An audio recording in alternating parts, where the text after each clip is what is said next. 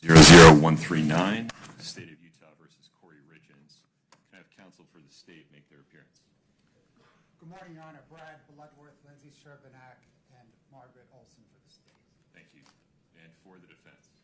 Wendy Lewis, Catherine Nestor, and Alex Ramos for the defendant, who is present. Very good. This is the time set for sentencing. The court plans to proceed as follows. First, I need to address 3 administrative matters.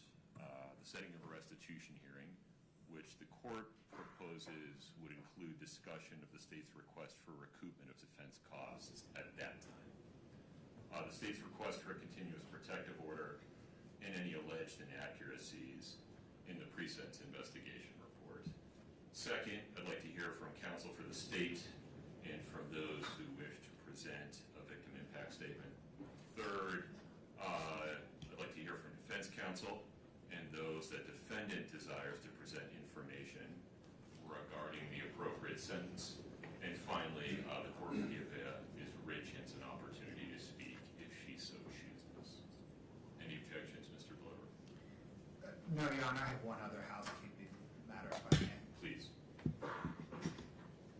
Your Honor, the defendant previously waived the jury as it relates to the domestic violence finding.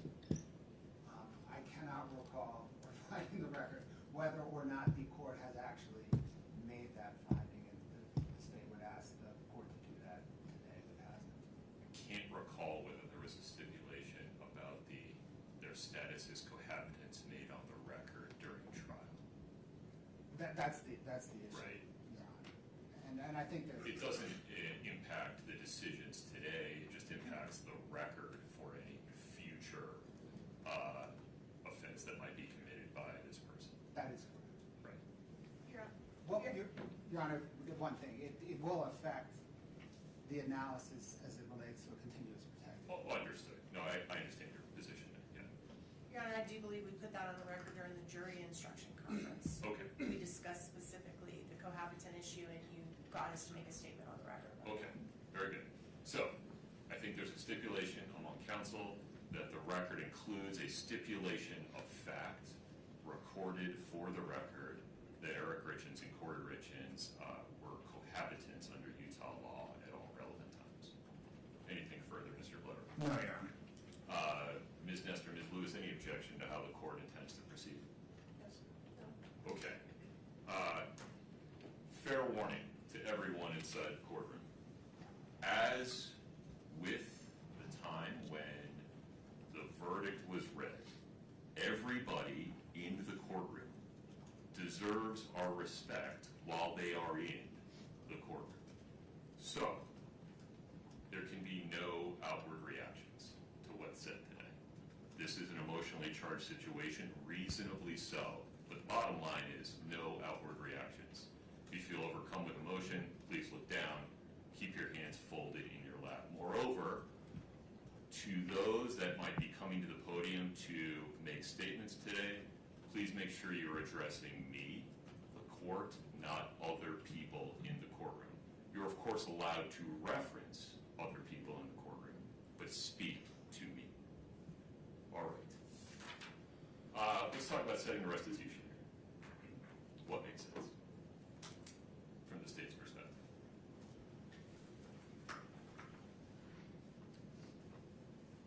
Your Honor, the restitution amounts that the state is seeking are well known in the record, or the defendant or are well known in the record. So we can proceed in very short order. I don't know if there's going to be much dispute on the amounts. Okay. From the defense team, what makes sense, Ms. Nestor?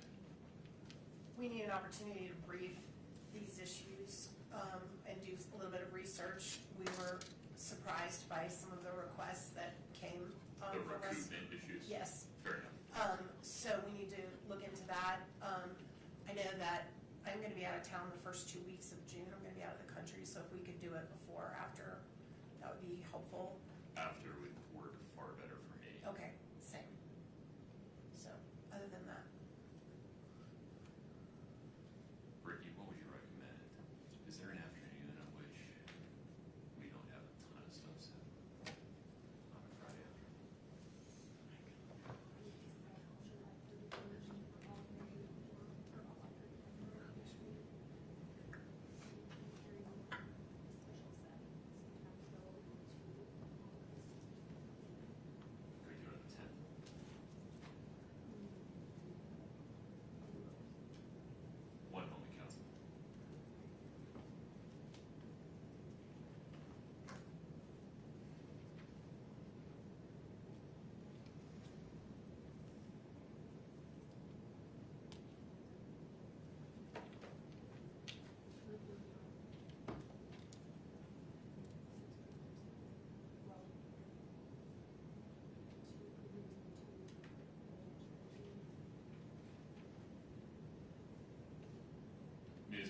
the afternoon of July 10.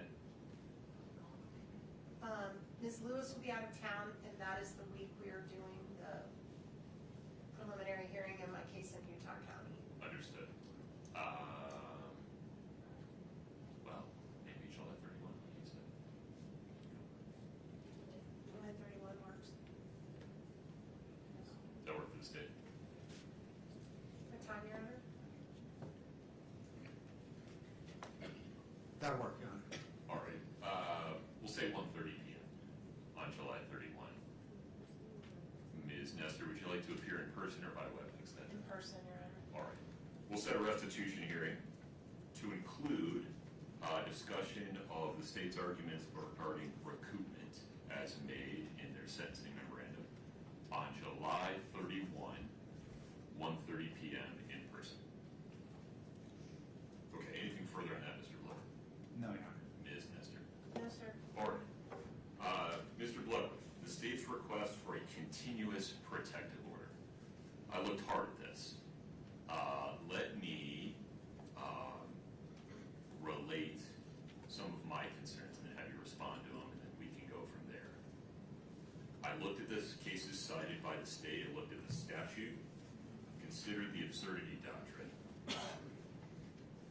It seems to me that the legislature has adopted a policy where a convicted person's First Amendment rights are reasonably restricted in domestic violence cases to prevent the survivor of domestic violence from being re-victimized by contact, either direct or indirect, by the convicted perpetrator. And it seems that the legislature has recognized that a survivor of domestic violence can be re-victimized by the perpetrator contacting their family members or other household members. The statute contemplates that. But here, or in a situation like this, where the Domestic Violence Act does not have a survivor, rather it has a decedent,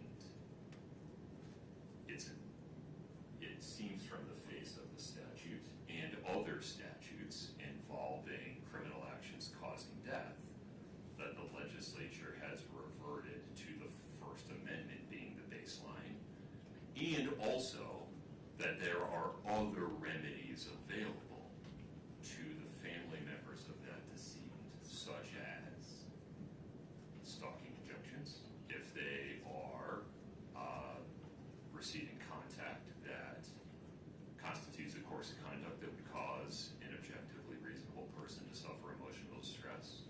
Moreover, the juvenile court has tremendous authority to determine whether and how much, if any, contact a parent in this situation should have with the children of the decedent. I'm not sure that I have the authority to enter a continuous protective order in this case. I acknowledge this may not be what the legislature intended, that maybe they didn't see around this corner when passing the statute, and I appreciate the state's position that maybe they should take a hard look at it, but the act says what it says today. Respond to that for me. Your Honor, the state questions the court's kind of read of the act, and when the court relates members of the victims, any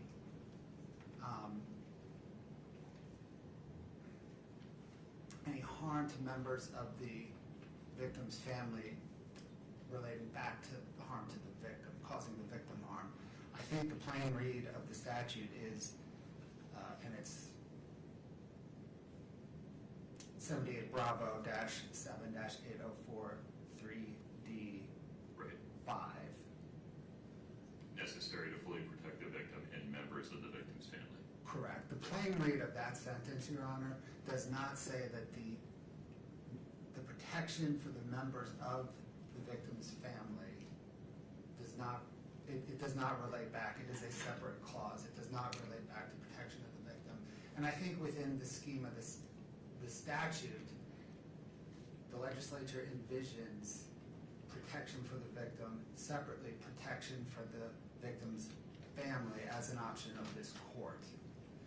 And I think that's kind of consistent. This statute's odd. I think it's subsection B, which has a preamble on legislative intent. Right. And I think consistent with that preamble on legislative intent is the legislature's grant of this court, any court, authority to protect the victim's family under the statute as well, because of the unique nature of domestic violent crimes.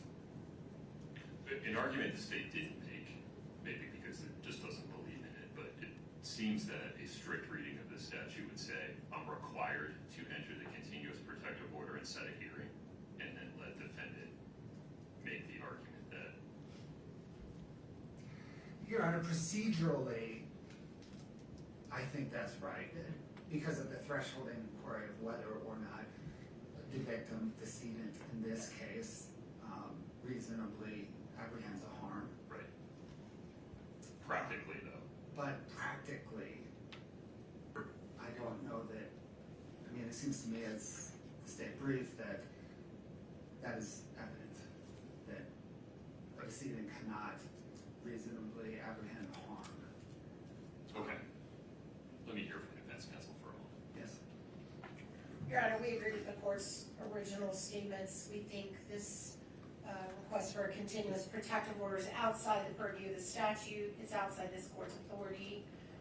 We believe it violates her First Amendment right. If these communications are not threatening, this would basically mean she could never send her sons a birthday card, a Christmas card, any type of communication. Well, pause there for a minute. Let's take the three boys out of it, because there's a whole separate set of concerns there, Right. given that her parental rights have not been terminated. Right. And I don't have authority to do it. Correct. Juvenile court does. Right. But if we would talk just for the moment about the adult family members of Eric Richins, Well, it would mean that she could never reach out to them. right. Well, and that could create problems if they're the guardians of her children and there's an issue if she is given any type of parental input to major life decisions, to medical care, to anything like that she would not be able to communicate would be problematic. She has no intention of communicating with them outside of matters that have to do directly with the children. I also think this, well, you said you're setting the boys aside, so my other arguments, I'll deal with them. But as far as I can see, there's another courtroom where this could happen. There's another venue under which this could happen, and this is not the appropriate place to do it. All right, Mr. Bloodworth, any additional thoughts regarding the state's request for a continuous protective order? No, Your Honor. All right.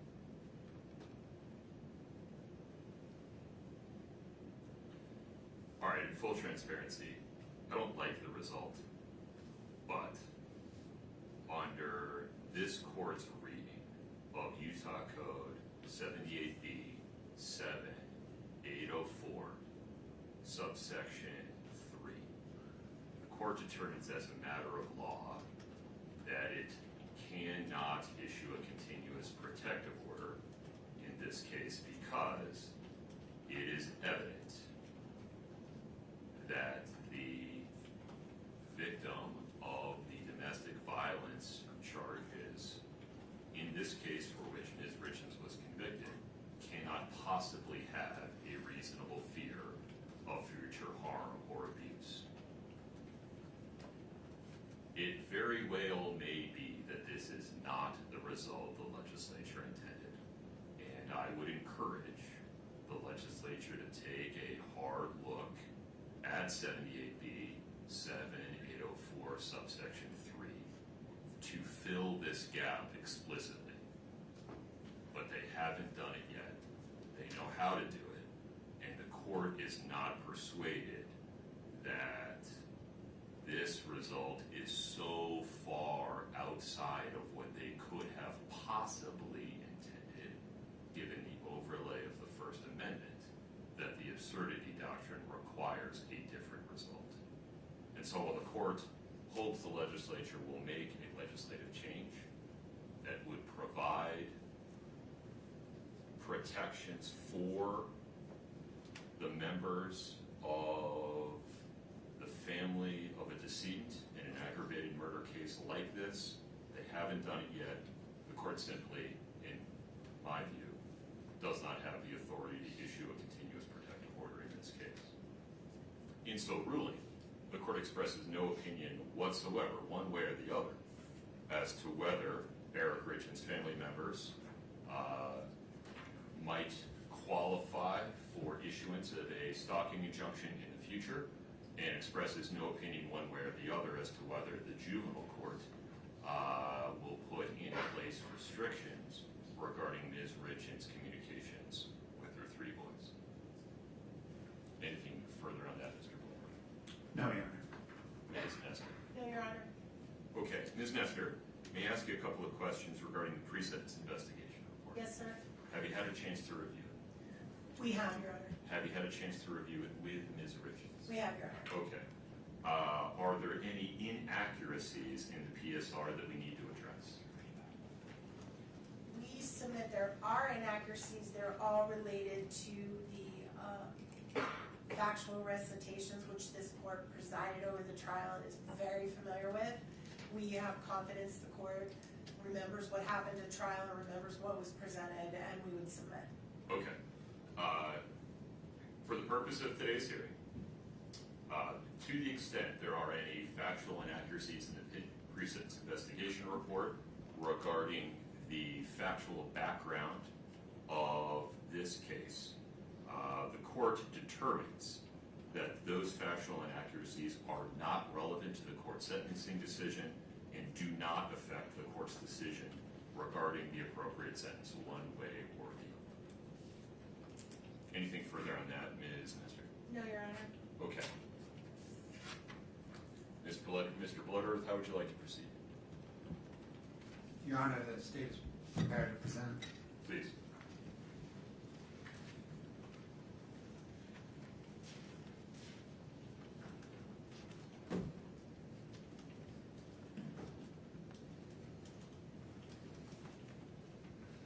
Your Honor, on Valentine's Day 2022, Kouri Richins tried and failed to murder her husband and the father of her 3 young children, Eric Richins. Over the next 17 days, she did not think, what have I done? Rather, she thought, how can I do better? And then she murdered Eric in the presence of their children, using poison and for money. Such a person should never again lurk among the rest of us. Her children should never worry that they may one day encounter her. For these reasons, the reasons set forth in the state's sentencing memorandum, and the boundless reasons the court has learned from presiding over this case, the pending criminal case,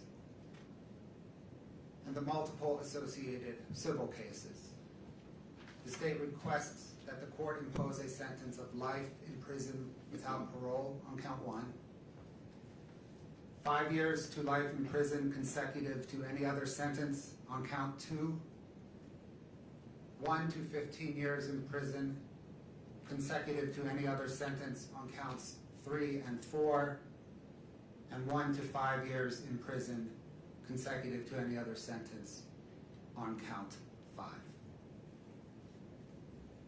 Furthermore, the state requests that the court order the defendant to pay restitution to Auto Owners Insurance Company in the amount of $1,017,018 and True Stage Insurance Company in the amount of $352,562.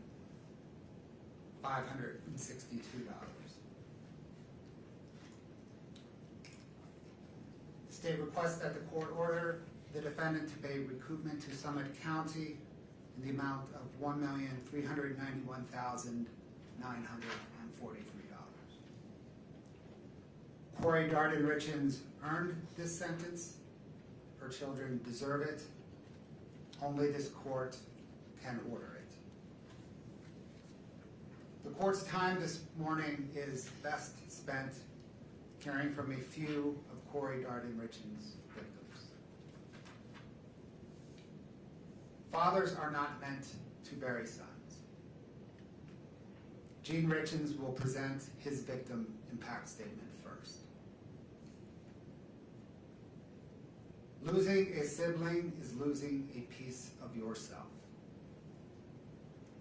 Katie Richins Benson, Clint Benson, and Dr. Amy Richins will then present their victim impact statements.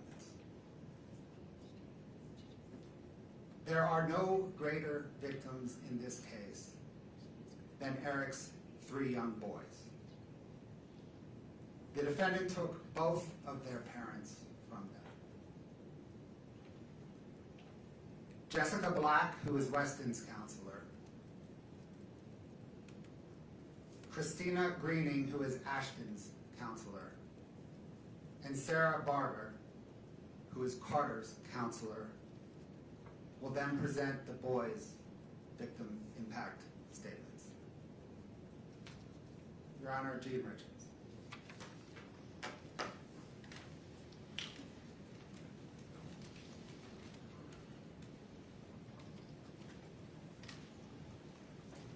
Good morning, sir. Good morning. Please take your time. Thank you. Thank you. Your Honor, my name is Gene Richins. I'm Eric's father. No parent should ever have to bury their child. It's a loss that changes you forever. Eric was taken from us way too soon. And his loss has left a permanent hole in our family that will never be filled, ever. Eric was first and foremost an incredible father. To his 3 boys, Carter, Ashton, and Wes, his sons were his world, and he was theirs also. They didn't just see him as a dad, they saw him as their best friend, their coach, their mentor, their protector. He was present in every part of their lives. Whether it was soccer, baseball, basketball, or any activity that they were involved in. Eric was there coaching, encouraging, and supporting not only his own boys, but every child on the team. Eric didn't just coach sports, he built confidence. He built character and friendships. He gave his time freely because he cared deeply about helping young people grow into strong, kind, and capable individuals. The impact Eric had on these children and families continues even now. On the soccer team that he coached, before every game, the players gathered and called out a cheer. For many teams, it might be something ordinary. But for Eric's team, even 4 years after his death, they still break the huddle with the words, 1, 2, 3, Eric. That simple cheer speaks volumes about a man he was and the lasting imprint that he left upon young lives in this community. He was a light to his sons, to the boys he coached, and to our entire community. A light that was taken far too soon. Eric was only 39 years old. As his father, I miss him every day. I miss our conversations. I miss watching him grow into a man I was so proud of. One of the greatest joys of my life was seeing the kind of father he had become. Eric was patient, loving, dedicated, and fully present in his boys' lives. Watching him raise his sons with such care and devotion was incredibly meaningful to me. Eric was also an amazing brother to 2 sisters, a loving uncle, nephew, cousin, and loyal friend. He was a trusted business partner, a valued colleague, and a respected member of our community. He was generous with his time, his energy, and kindness. He treated people with respect, showed gratitude even for the smallest acts of kindness, and gave freely of himself because that's simply who he was. He worked hard to provide a beautiful life for his family. He gave them a home many would consider a dream. He ensured their needs were met, supported them, cared for them, and treated his wife with love every day. Yet despite everything he gave, his life was taken from him, not by a stranger, but by a person he should have been able to trust the very most in his life. He was betrayed in the most imaginable way possible. His life was taken through calculated, intentional actions motivated by the greed, control, and desire for a different life with someone else. Eric's boys lost a father. I lost my son. His sisters lost their brother. Our family lost a man who represented the very best of what a person can be. The ripple effects of this loss extend far beyond our immediate family. His friends lost someone they trusted and admired. The children he coached lost a mentor, a role model. Our community lost someone who genuinely cared and gave back without expecting anything in return. Eric will never see his boys graduate, get married, or become fathers themselves. He will never again stand on the sidelines cheering them on. He will never offer guidance, encouragement, or love in any way that only a father can. That opportunity was stolen from him and from all of us. Because of the calculated and intentional nature of this crime, I respectfully ask the court to impose a sentence of life without the possibility of parole. This sentence is important to Eric's 3 sons. Never have to live with the fear that the person responsible for taking their father could ever harm them again, and to ensure she can never harm anyone else ever again. Despite our immense grief, I want to acknowledge and thank those who have worked tirelessly to bring justice for my son. Eric was always grateful for others, showed kindness and dedication, and I know he would want to express sincere appreciation to those who gave their time, effort, and professionalism to seek the truth in this case. We are deeply thankful to the prosecution team, Margaret, Brad, Lindsay, Fred, Joe, Wendy, Patricia, and the entire staff who supported them for their commitment and their perseverance.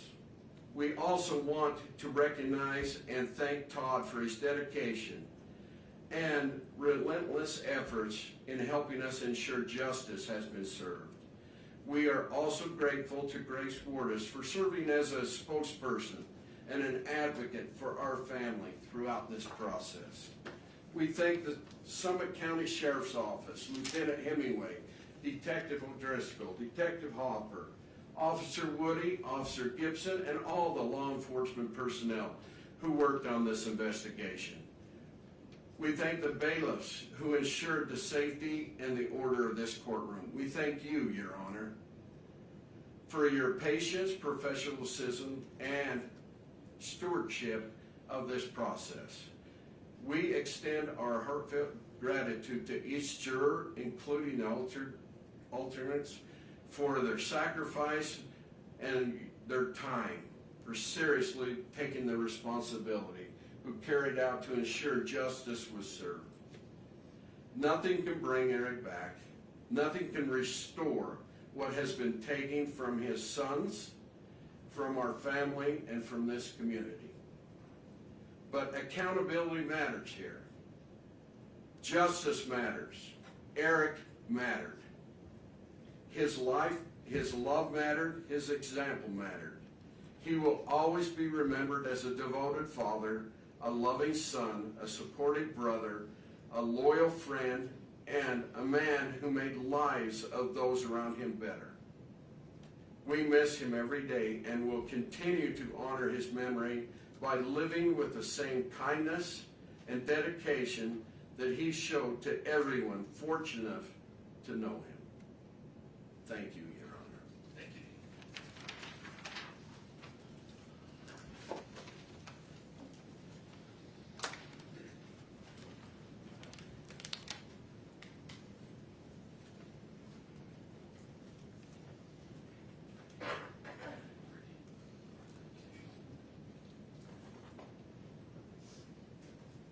Katie, good morning.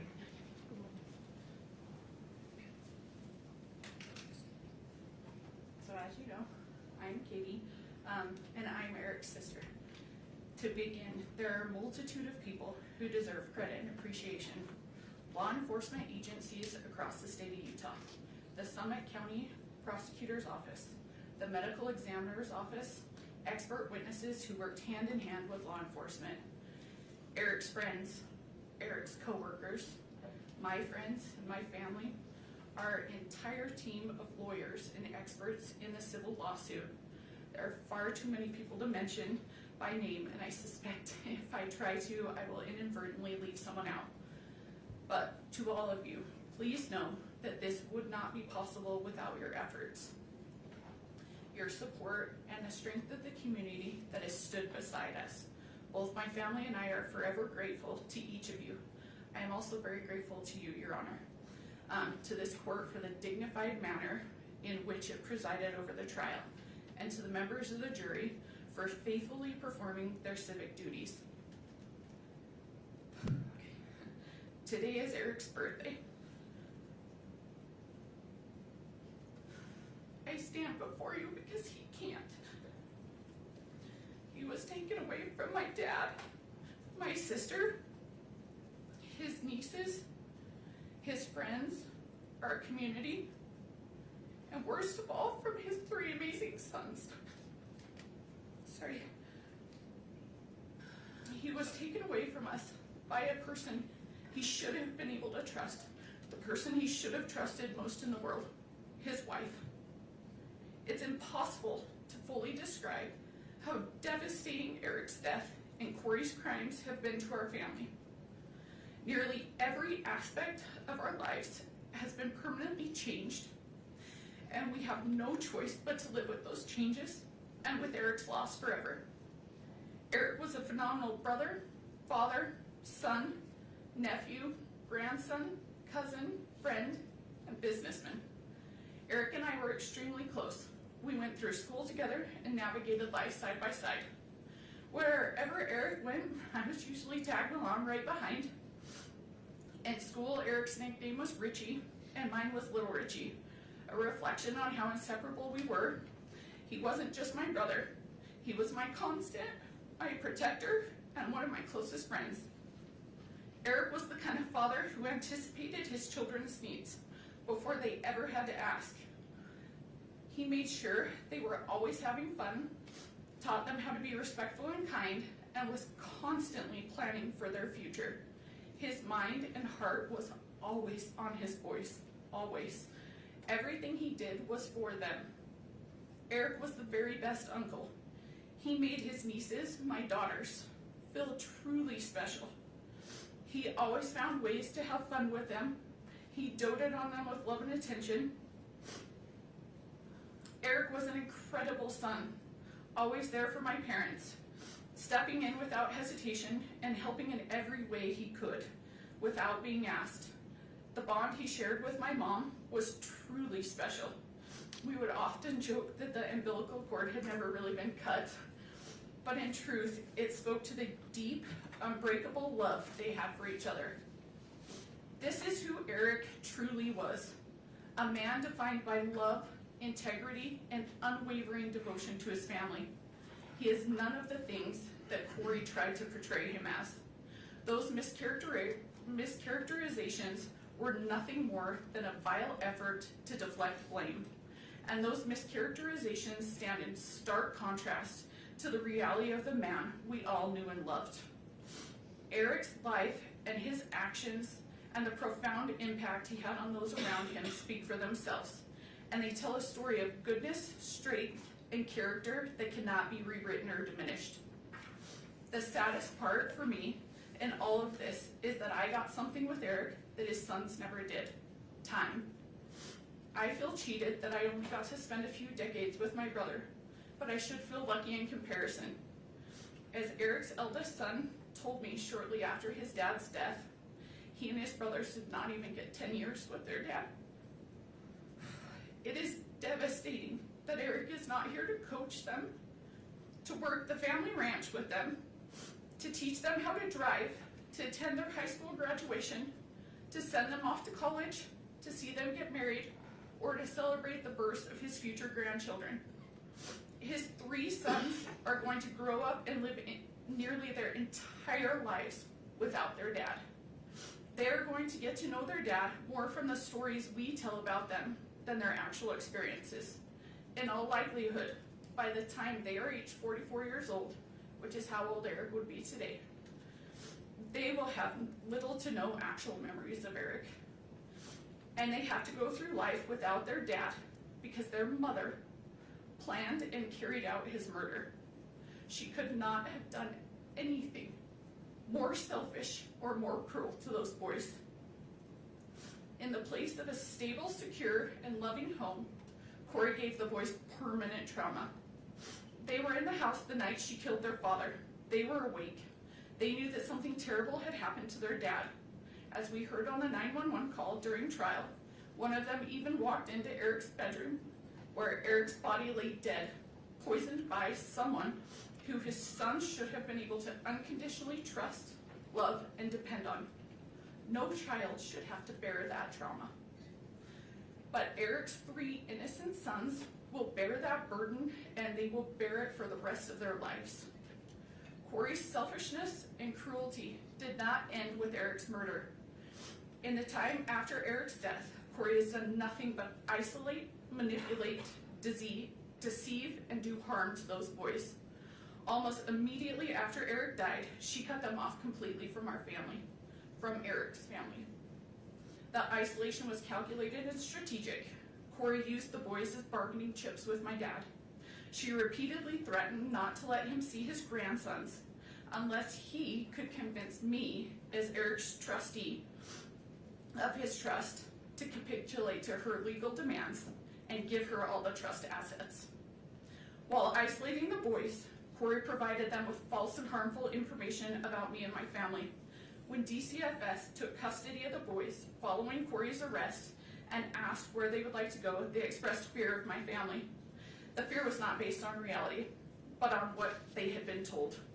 For over a year, Kouri led them to believe that I hated them, that I was attempting to take Eric's money for myself, and that I intended for them to be left without support, that they would be homeless and starving. These statements were entirely false and had no basis in reality. Had they not been subjected to that influence, they would have known the truth. Prior to Eric's death, our families were very close. My daughters and his sons had strong friendships, and I had a meaningful individual relationship with each of my nephews. I spent time riding horses with one, helping another identify summer coding programs, and the youngest participated in ice skating lessons with my daughters. Our families shared holidays, worked together on our family ranch, took trips together, and I was present the day each of the boys were born in the hospital. The boys have expressed their confusion about these circumstances. They have stated that prior to their father's passing, both Eric and Kouri frequently told them if anything were to happen, they should go with me, that I would care for them and support them. Following Eric's death, however, those messages changed. After Eric passed away, Kouri prevented all contact between our family and the boys. She prohibited communication and continued to provide them of false information about us. When we were finally able to see the boys again, approximately 15 months after Eric's death, the boys hardly recognized the relationship we had. Instead, they viewed my family and me with fear and hesitation, as though we were strangers. Kouri also went to great lengths to jeopardize the boys' financial futures. I know you are very aware of this. Among other things, she drained the personal bank accounts that Eric had set up for his boys as college funds. She allowed the boys' Social Security survivor benefits to be funneled to individuals who were not taking care of the boys. And she sued me in my role as Eric's trustee and personal representative, not once, not twice, but 3 separate times. The goal of her lawsuits is singular. She wants all of Eric's assets for herself. Despite her lies and fanciful public portrayal, she knows that none of Eric's assets are going to me, my dad, or my sister. In fact, she knows exactly where Eric wanted everything to go, and that is to his boys. And yet, for 4 years, she has aggressively tried to take their inheritance from them. Even now, despite erroneous debt, a murder conviction, and a string of pending felony financial charges, Kouri's civil lawsuits live on. Those lawsuits have been emotionally grueling, all-consuming, and unimaginably expensive. And tragically, every dollar on those suits is a dollar that Eric's boys will not get. Of course, Kouri can't have other people or the public thinking that she's trying to take away her children's inheritance. So for the past 4 years, both in court and in the media, she has demonized and vilified me. She has hurled wild accusations in my direction, including that I hacked her bank accounts, forged her bank statements, paid off witnesses, unduly pressured law enforcement into investigating her, and quietly pulled the Summit County prosecutor's strings. It is despicable that for doing nothing more than trying to honor Eric's wishes, Kouri has cast me as the evildoer here. Just as bad, honoring Eric's wishes has landed my sister and myself, and unbelievably, my 2 daughters in Kouri's crosshairs.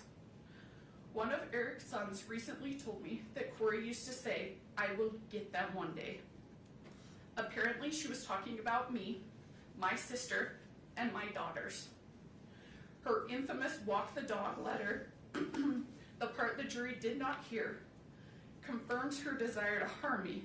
In it, she talks at length about her plans to get at Amy and me, including by targeting my daughters, both of whom are under the age of 10. It takes a sick mind to target children. The mere thought that someone who has so little regard for human life or decency might one day walk free is horrifying. I worry about the safety of Eric's boys, my daughters, my sister, and myself. There is nothing Kouri will not do, and no one she will not hurt, to achieve her own selfish ends. I am not the only one that is afraid. There are 3 little boys who, instead of fearing those who love and adore them, as Kouri would prefer, worry constantly that Kouri might show up one day and take them away. Eric's sons deserve so much better. They are not bargaining chips. They are not cash cows. They are not props for some twisted children's book about grief and loss. And yet that is what they've been reduced to by Kouri. To my unending sadness and horror, Eric himself understood all too well the danger she posed to his children and to his family. When Eric told me he had changed his estate planning and appointed me as his trustee and personal representative, I begged him to end the marriage and go his separate way. By that point, he had already consulted with a divorce attorney and was deeply afraid that he might not be awarded sole custody of his children. He made the heartbreaking decision to stay because he could not accept the risk of what might happen to his sons if Kouri had equal custody. He told me he would live his life through hell every single day of his life until his youngest was 18, because he believed Kouri was the most evil person he had ever met. He knew that his sons did not like her. He told me as much many times. He knew that they would prefer to be far away from her, but he also knew that divorce carried significant risks. And he said he could never allow his children to spend half of their time alone with her, because he was certain they would be exposed to harm and things no child should ever experience. He made it clear that in his mind, if Kouri were given equal custody his children would be in the care of someone he believed to be deeply dangerous. He feared the people they could be exposed to and the damage that could be done. At the same time, he spoke with deep love and admiration for his boys. He told me that they were the most amazing boys in the world, and that none of this was their choice and none of it was their fault, and that he would do everything in his power to protect them for as long as he possibly could. Kouri loves to go on and on about how this case is a media sensation. She's right. News outlets from here to Europe have covered it. There have been countless newspaper articles, podcasts, and TV specials about it. Every hearing is live streamed on numerous YouTube channels. Every filing is scrutinized by internet lawyers and true crime junkies. There is no question that this case is famous and that Kouri is now famous. But what Kouri never mentions in talking about her fame and notoriety are the reasons why this case is now famous. It is famous for how appalling and sickening it is. It is famous because a mother meticulously planned to kill her husband, killed him while their children were sleeping in the next room, and then had the audacity to hold herself out as the author of a children's book about grief and loss. It is famous because she spent time Googling luxury prisons for the rich in America. It is famous because from her jail cell, she scripted a bunch of phony testimony so that her brother could perpetrate a fraud on the court. It is famous because she victimized her own children and threatened to victimize Eric's nieces. The fame and attention are directly proportional to the evil that has gone on here. This is not a situation where the idea of rehabilitation should be entertained. In taking Eric's life for her own selfish gain, Kouri did not only harm Eric, she permanently harmed 3 kids who were under the age of 10. She took away a dad, a son, a brother, an uncle, a grandson, a nephew, a cousin, and a friend. Eric's death has caused immeasurable pain to so many. Obviously, there's nothing the court can do about that. And you cannot bring him back. But what you can do is give Kouri's victims at least some measure of closure. To that end, I ask that the court impose a sentence that ensures Kouri never has the opportunity to harm Eric's children or our family again. Please do not let my brother's life be worth nothing more than a 25-year punishment. Please do not leave those boys to wonder whether Kouri might track them or their children down in the future. Please do not create a possibility for Kouri to endanger Eric's boys, my daughters, my family, or anyone else ever again. Please sentence Kouri to a life in prison without the possibility of parole. Thank you. Thank you, Katie.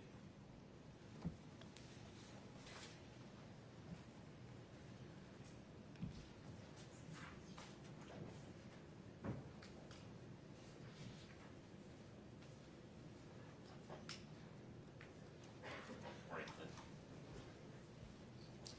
Hello, Your Honor. My name is Clint Benson.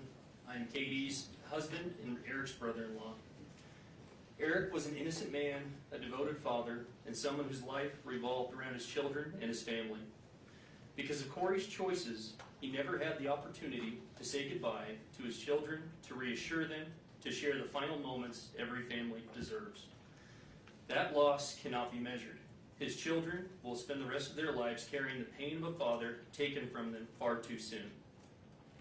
What makes this tragedy even more painful is the calculated nature of the crime. This was not a momentary mistake, a lapse in judgment, or a crime of passion. It involved planning, preparation, testing, and deliberate action. Eric's death was carried out in a way that caused fear, suffering, and helplessness. Kouri either watched or sat by as Eric succumbed to fentanyl poisoning instead of providing any kind of aid to him. She was fantasizing about a dream life funded by Eric's death. Eric was killed in his home by a traitor sleeping next to him in one of the most cowardly acts imaginable. We are profoundly grateful to every investigator, prosecutor, detective, law enforcement officer, juror, judge, forensic expert, and public servant who work tirelessly and honestly to uncover the truth. Their dedication ensured that Eric's voice was not lost and that justice could still prevail. We are equally grateful for the incredible community surrounding us. This community has shown unwavering support and has been there for Eric's boys without judgment and through some of the most difficult times imaginable. The boys are succeeding and thriving because of the people around them who continue to provide support and look out for their safety. Going through every aspect of this murder easily led to a dark place while fighting against an individual focused on only chaos and vengeance. However, the people surrounding us, including the sheriff's officers, principals, teachers, school staff, coaches, counselors, neighbors, and church members, created an unbreakable force for what is good, just, and right. No sentence can bring Eric back. No outcome will erase the suffering caused by these actions. But accountability matters, truth matters, and justice matters. Kouri continues to shirk responsibility for her actions, for the pain she has caused, and for the resources she has squandered, both Eric's and the state's. Even after everything that has been revealed, Kouri has demonstrated zero genuine accountability or remorse for the devastation she has left behind. Instead, she has repeatedly attempted to distort the truth, create false narratives, and portray herself as the victim. She has used the legal system as part of her schemes. There has been lawsuit after lawsuit, motion after motion, delay after delay, all in an effort to shift blame away from the person responsible. The evidence, the truth, and the outcome of this case all tell a very different story. What is especially concerning is the continued hostility from Kouri and her family, as well as their desire for vengeance directed towards our family, a family already devastated by an unimaginable loss. Statements they have made about going to war and getting the Richins demonstrate an ongoing mindset rooted in blame, anger, and retaliation, rather than remorse or acceptance of responsibility. Kouri will continue to try to convince the public that she was a good mother through media outlets that choose not to research or report on the countless motions and facts presented in this case or other cases, but instead simply regurgitate the false narratives of a sick and evil person. Kouri and her family continue to plan media campaigns focused on lies, targeting anyone foolish enough to spend time listening to them. Kouri is not before this court because she was mistreated, because she is a victim, or because the Richins family manufactured a false narrative as she and the Darden family would like to portray. She is before this court because of the choices she has made, choices that resulted in Eric's death and permanent trauma to anyone who has loved him. Kouri chose pride, seeking to project an image of success. Kouri chose adultery and lust, prioritizing her secret lover over her husband and her children. Kouri chose fraud and greed, hoping to profit from Eric's death. Kouri chose murder, and she continues to choose vengeance against the victims of her actions. The time for Kouri to make choices is at an end. Now it is time for her victims to choose. Please let Eric's children have a chance to choose lifelong peace, comfort, security, success, and happiness. I ask this court to impose a sentence of life without parole, a sentence that truly reflects the gravity of this crime, the irreversible harm caused to our family, and the calculated choices that led to Eric's death. Thank you, sir.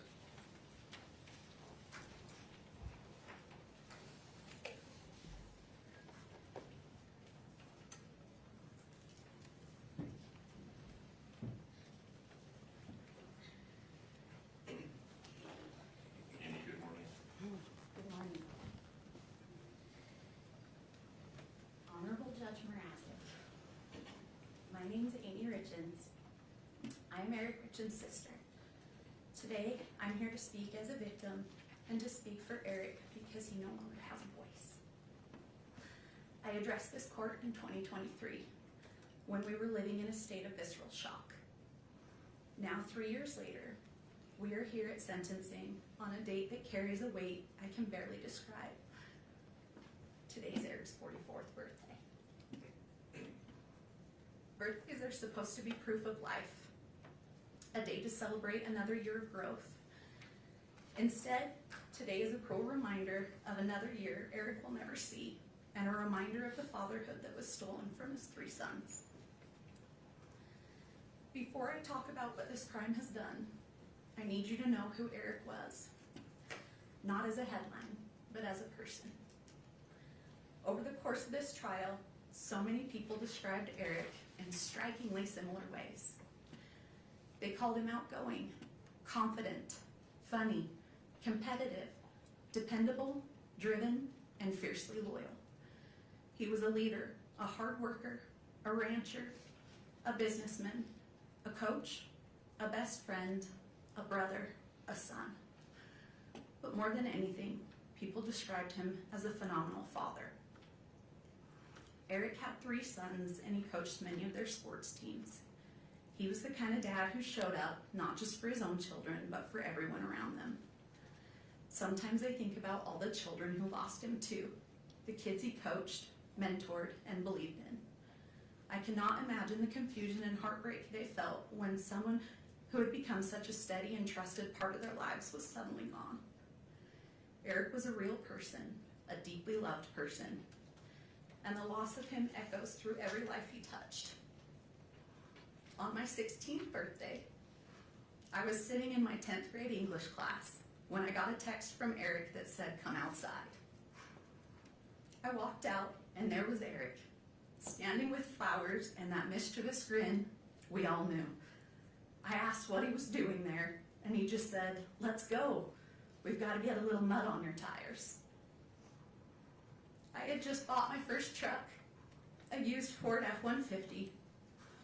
Eric took me up into the mountains, and we took that truck off-roading for the first time. It was exhilarating and terrifying, but I felt safe because he was there. That was Eric. He made life bigger. He made people feel brave, and he protected the people he loved. That is the brother I lost, and that is the father his boys lost. In 2023, I told this court that I was tormented by the sequence of events of that night. Today, that torment has not faded. I still wonder when Eric realized he was in mortal danger. I wonder what Kouri said to him in his last moments. I am still haunted by the question, did his boys hear their father's final struggle? If Eric had died of an illness, we would have cared for him. If it were an accident, there would have been kindness. But there is no comfort here. In his last moments, after being intentionally poisoned, my brother was faced with the ultimate betrayal. Eric's sons were 9, 7, and 5 when their world was shattered. They are now 13, 11, and 9. These are the years when a boy learns how to be a man by watching his father. What makes this crime uniquely heinous is that their grief will never pass. It will reinvent itself at every milestone. This crime didn't just happen once. It happens every single morning when those boys wake up and realize their father is still gone. They did not just lose their father, they lost the life they knew. Eric's death didn't end the harm. It began a grinding process of re-traumatization. Early in this process, I remember being told this case would be a marathon, not a sprint.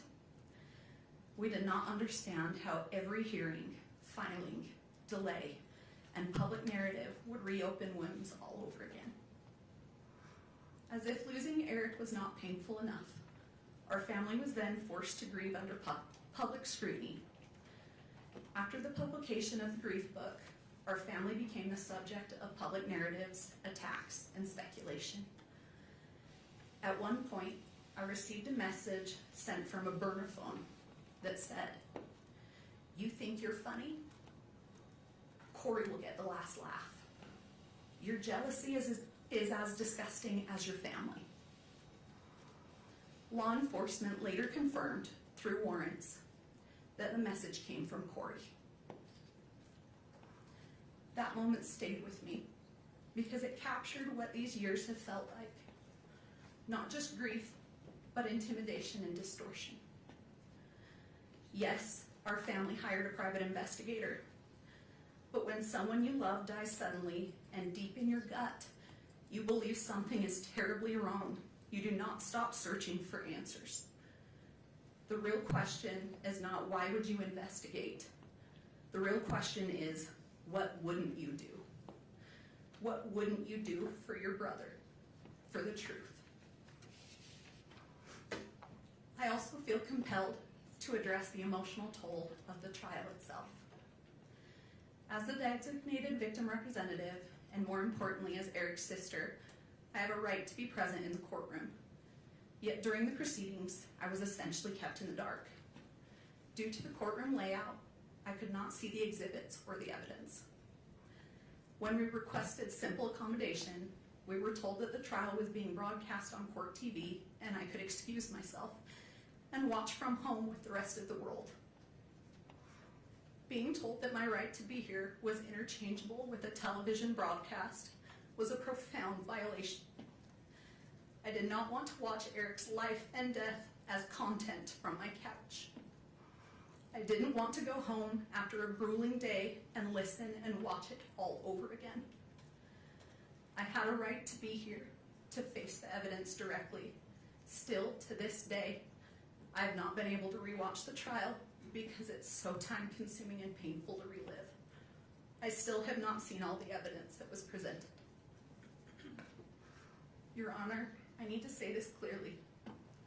Someday, those boys will grow up and look back at the records of this trial. I need the truth to be the only thing they find.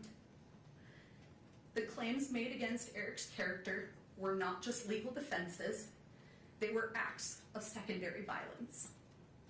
Eric was a protector, not a predator. These lies were a desperate attempt to justify the unjustifiable, and they have added a layer of cruelty to our grief that is nearly impossible to bear. I also need to correct the record on a few misrepresentations. First, the prenup. It was provided well before the wedding, not in a last-minute way. Second, the incident between Kouri and me. I never touched her.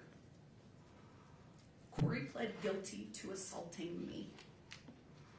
Yet she and her circle have continued to spread false narratives. This is a pattern of distortion that has kept our family trapped in conflict. There is something that has haunted me for years. And I found out Katie was the exact same today.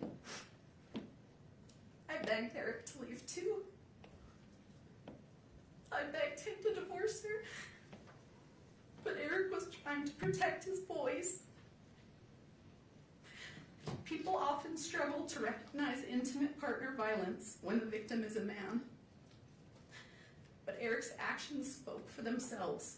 He documented conversations. He tried to protect himself. He knew after Valentine's Day that she had tried to poison him, but he also believed that if he left, he could not fully protect his children. So he stayed because he was trying to keep them safe. This trauma has seeped into every corner of my life. And also, it has also deeply affected my own family and marriage. My husband, William, watched me be consumed by the pursuit of justice. For 4 years, we have lived in a constant state of stress, grief, and emotional exhaustion. I lost my job as a professor at Montana Tech University on the very day I was subpoenaed to appear in this court. Eric was so proud of me earning my PhD, and teaching students was something I loved and that made me proud. It now seems like another thing that Kouri's actions have taken away from me. But the most devastating loss is one that isn't in any police report. Because of the unrelenting stress of this investigation and the constant attacks on our family, I suffered a traumatic miscarriage of twins. We lost our children. We lost the future we were building. Kouri's actions didn't just end one life. They reached out and stifled the lives of my unborn children as well. That loss lives inside this tragedy too. Eric's murder did not just take someone from my life. It plunged me into a darkness. It stole the light I once carried. It erased the future I had planned. Every day, I wake up and step into this same crushing emptiness, where time itself feels frozen and meaningless. The laughter of my future children, the warmth of my family, the simple joy of waking to a new morning, all of it has been devoured by this crime. This grief is limitless, resembling the ocean. Sometimes it softly touches the shore, other times it pounds against it with fierce force. Occasionally, it surges like a massive tsunami, overwhelming everything. These changes can occur suddenly, and like the ocean, it cannot be controlled. I didn't just lose my brother. I lost my sister-in-law. I lost someone I considered my friend. We'd had good times together.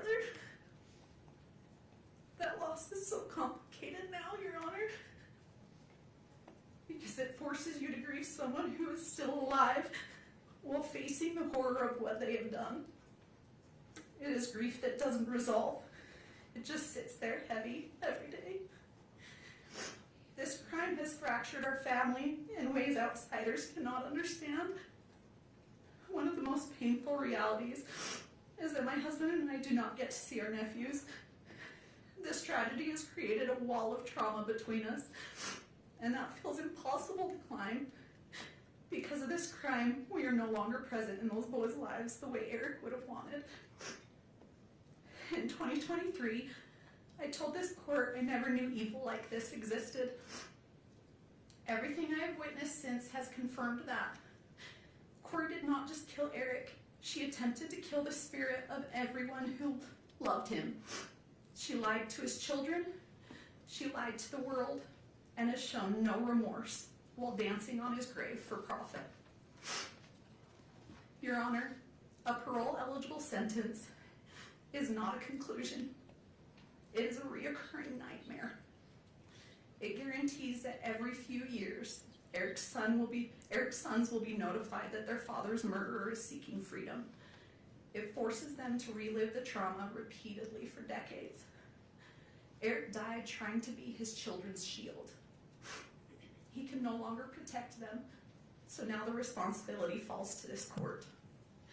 I ask you to provide these boys with the finality and safety they deserve.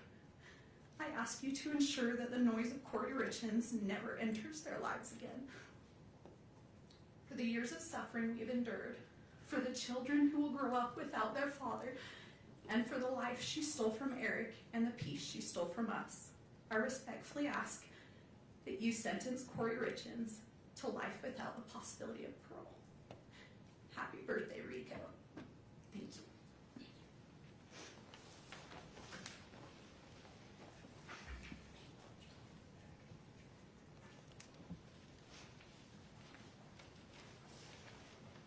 Are you Jessica? Good morning. Good morning, Judge. Take your time. My name is Jessica Black. I'm a licensed clinical mental health therapist and a registered therapist.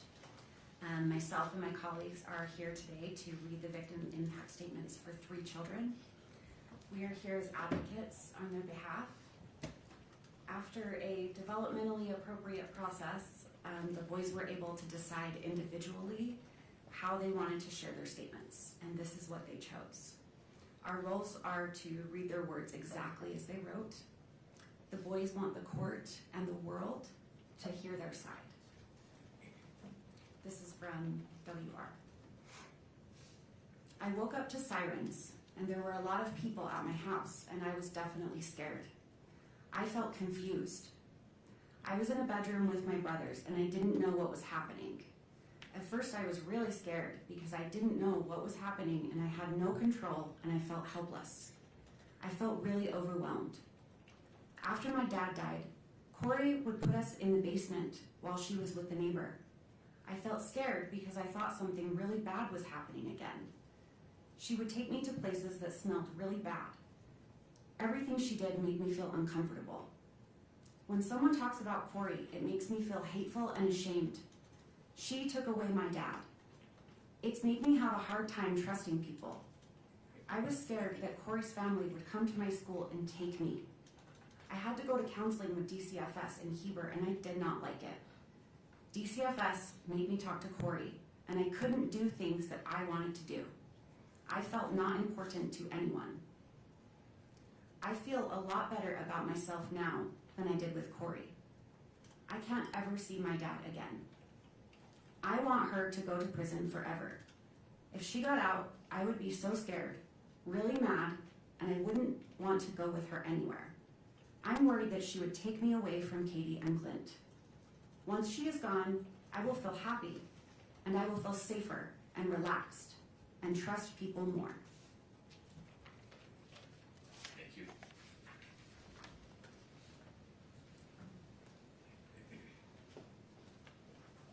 Christina. Good Your morning.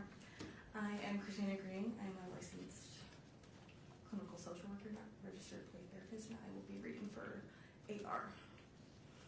You took away my dad for no reason other than greed, and you only cared about yourself and your stupid boyfriends. You were not caring and watching over me and my brothers. I had to be a parent to W. C and I would walk him to the bus stop, feed him, and watch him. You were not concerned about our health. When we got hurt, you didn't even care. When C got run over by a side-by-side, you still made him go to the soccer game that day without taking him to the doctors first. You would lock C in his room, and I would have to go to the kitchen and bring him food. You shamed us when we didn't want to eat uncooked lasagna you made. We threw it away because we couldn't eat it. Then you made us watch videos of children starving in war areas. You wanted to scare us into eating something that wasn't cooked. You wouldn't let our dog outside, and then the dog would pee inside. You created this problem, then you would smack my dog on the head as hard as you could. You wouldn't let me put my kitten in the garage for safety at night, and we found it eaten by raccoons the next day. You wouldn't let us turn on and use the heater lamp for the chickens and bunnies, and they froze to death. You would always argue with my dad and lock the door. You were not playing the role as a real mother does. You were doing the opposite. Now my dad can't be my coach anymore, can't be at any of my games. He won't be at my birthdays. He can't teach me how to drive. He won't be at my graduation, and he can't take me camping or fishing.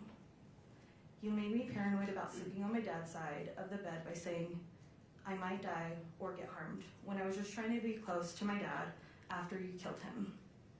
You took away everything from me and my brothers. I don't want you out of jail because I will not feel safe if you are out. You have never said sorry for anything that you have done to me and my brothers. I don't want you to hurt anyone again. I know that you will need to stay in jail to fully take accountability for what you did to me, C, W, and my dad. With you in jail, I will be able to continue to feel safe and live a happy and successful life without fear of you hurting me or anyone I love. Thank you, Your Honor. Thank you.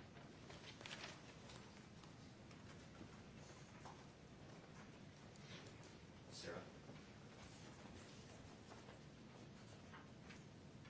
Yes, my name is Sarah. I'm a licensed clinical social worker and registered play therapist, and I'm going to read the victim impact statement for CR. My name and age now, my name and age I was at the time of the crime. CR, age 12, now 13. I was 9 when my dad was murdered. What I would like to see happen if the perpetrator is convicted of the crime, I would like to see Kouri get a life sentence. My thoughts regarding an appropriate sentence for the person who is accused of this crime and if they are found guilty. I think Kouri should get a life sentence because what she did is very sick, because it had no reason to happen and it impacted a bunch of people, including me. These are some reasons why I think she should have a life sentence. The information I feel is important for the judge to be aware of in sentencing. I think the judge should know that my dad was a good person and very thoughtful and kind and helped whoever needed help. He was always taking the extra mile to help people. My physical injuries as a result of this crime are as follows. I was sleeping and then I went to get a drink of water, then went back to bed. And when I woke up shaking and Bailey called the ambulance and they came and I couldn't talk for a while, I think Kouri had something to do with it because she didn't call the ambulance, she called Bailey and Bailey called the ambulance. At the ER, Kouri resisted to have my blood drawn, and kids who usually have this kind of seizure is when they are a few months old to a year old. I learned later that Kouri bought more fentanyl and had it in the house when this happened. I think this is what happened. She did what she did to my dad in the living room. My experienced emotional injury because of this crime is described as follows. Sad. I feel mad that I have to feel sad. I went from being scared for my life to feeling really good. I was scared for my life because I didn't eat that much. Kouri was always drunk or gone. I was always locked in my room. I can't remember, but I am pretty sure the lock was on the outside. Kouri threatened she would kill my lizard because we didn't want to watch some weird show with her. All of our chickens died because there was no food or water. My rabbit died because we didn't have food or water. The goats almost starved to death because she bought moldy hay and she didn't water them. Nothing ever got fed or watered. It didn't feel good to worry about my animals. I felt like I had to take care of my siblings. Ash mostly took care of me though because I was locked in my room. Ash would bring me food. Kouri would lock me up if I told her she was drunk. This happened pretty much daily. I feel angry that she locked me in my room. I am angry almost all my animals died. I am angry she threatened to kill them. I am angry she killed my dad. I started to feel really good when I moved into a safe place. It was safe because the people around me were safe, Katie and Clint. I felt safe at Jake and Shalina because I wasn't with Kouri anymore. Counseling. I feel annoyed that I have to go to counseling and tell the story about what happened 55 million times. I feel better now because I know it's to help me. I would like to not have to go to counseling. I would like to have to not worry about anything after this trial is over. I want the judge to know I hope Kouri gets convicted to a life sentence. Kouri is always drunk. I want the judge to know my dad was a good person and I miss my dad. I miss my dad, but I do not miss how my life used to be. I don't miss Kouri, I will tell you that. Thank you.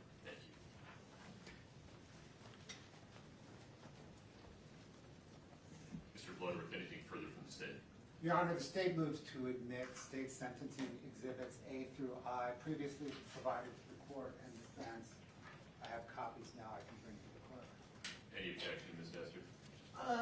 Yes, we do object to some of those being on the public docket, and we can, if we want to take a break, we can go through that with the prosecution. I actually sent him an email asking if they would be filed publicly. His response was no, so I was unaware that he was going to do that. Admitting them and filing them publicly are two different things. Any objection to their admission? Not to their admission, only to their public filing, Your Honor. Okay, we can work that out. States A through I are admitted. I need a break. We'll be in recess until 11:10. If during that break you and Ms. Nestor would come to some consensus about what the defense wants to have listed as private and or protected depending on the content. Your Honor, the state agrees all should be Okay, private. understood. That's the order of the court. We'll be in recess until 11:10. Follow the directions of the court security director and the bailiffs in terms of how to leave and re-enter the courtroom. Thank you.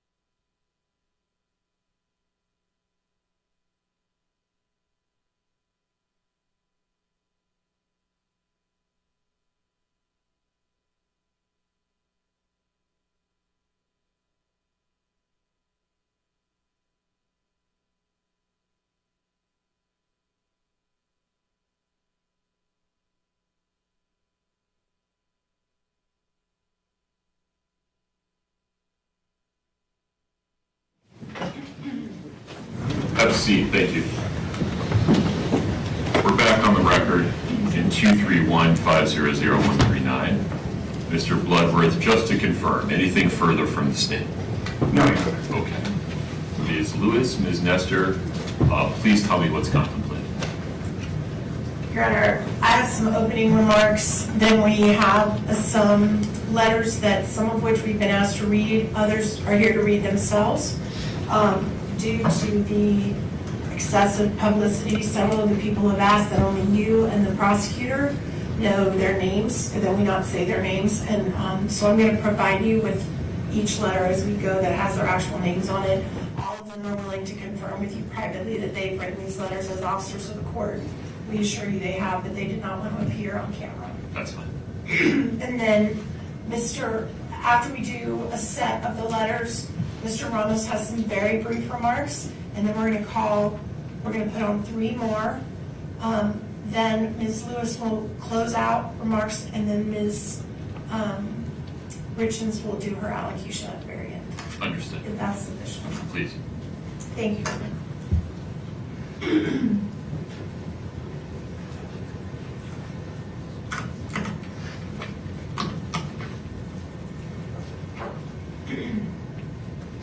May it please the court. Excuse me.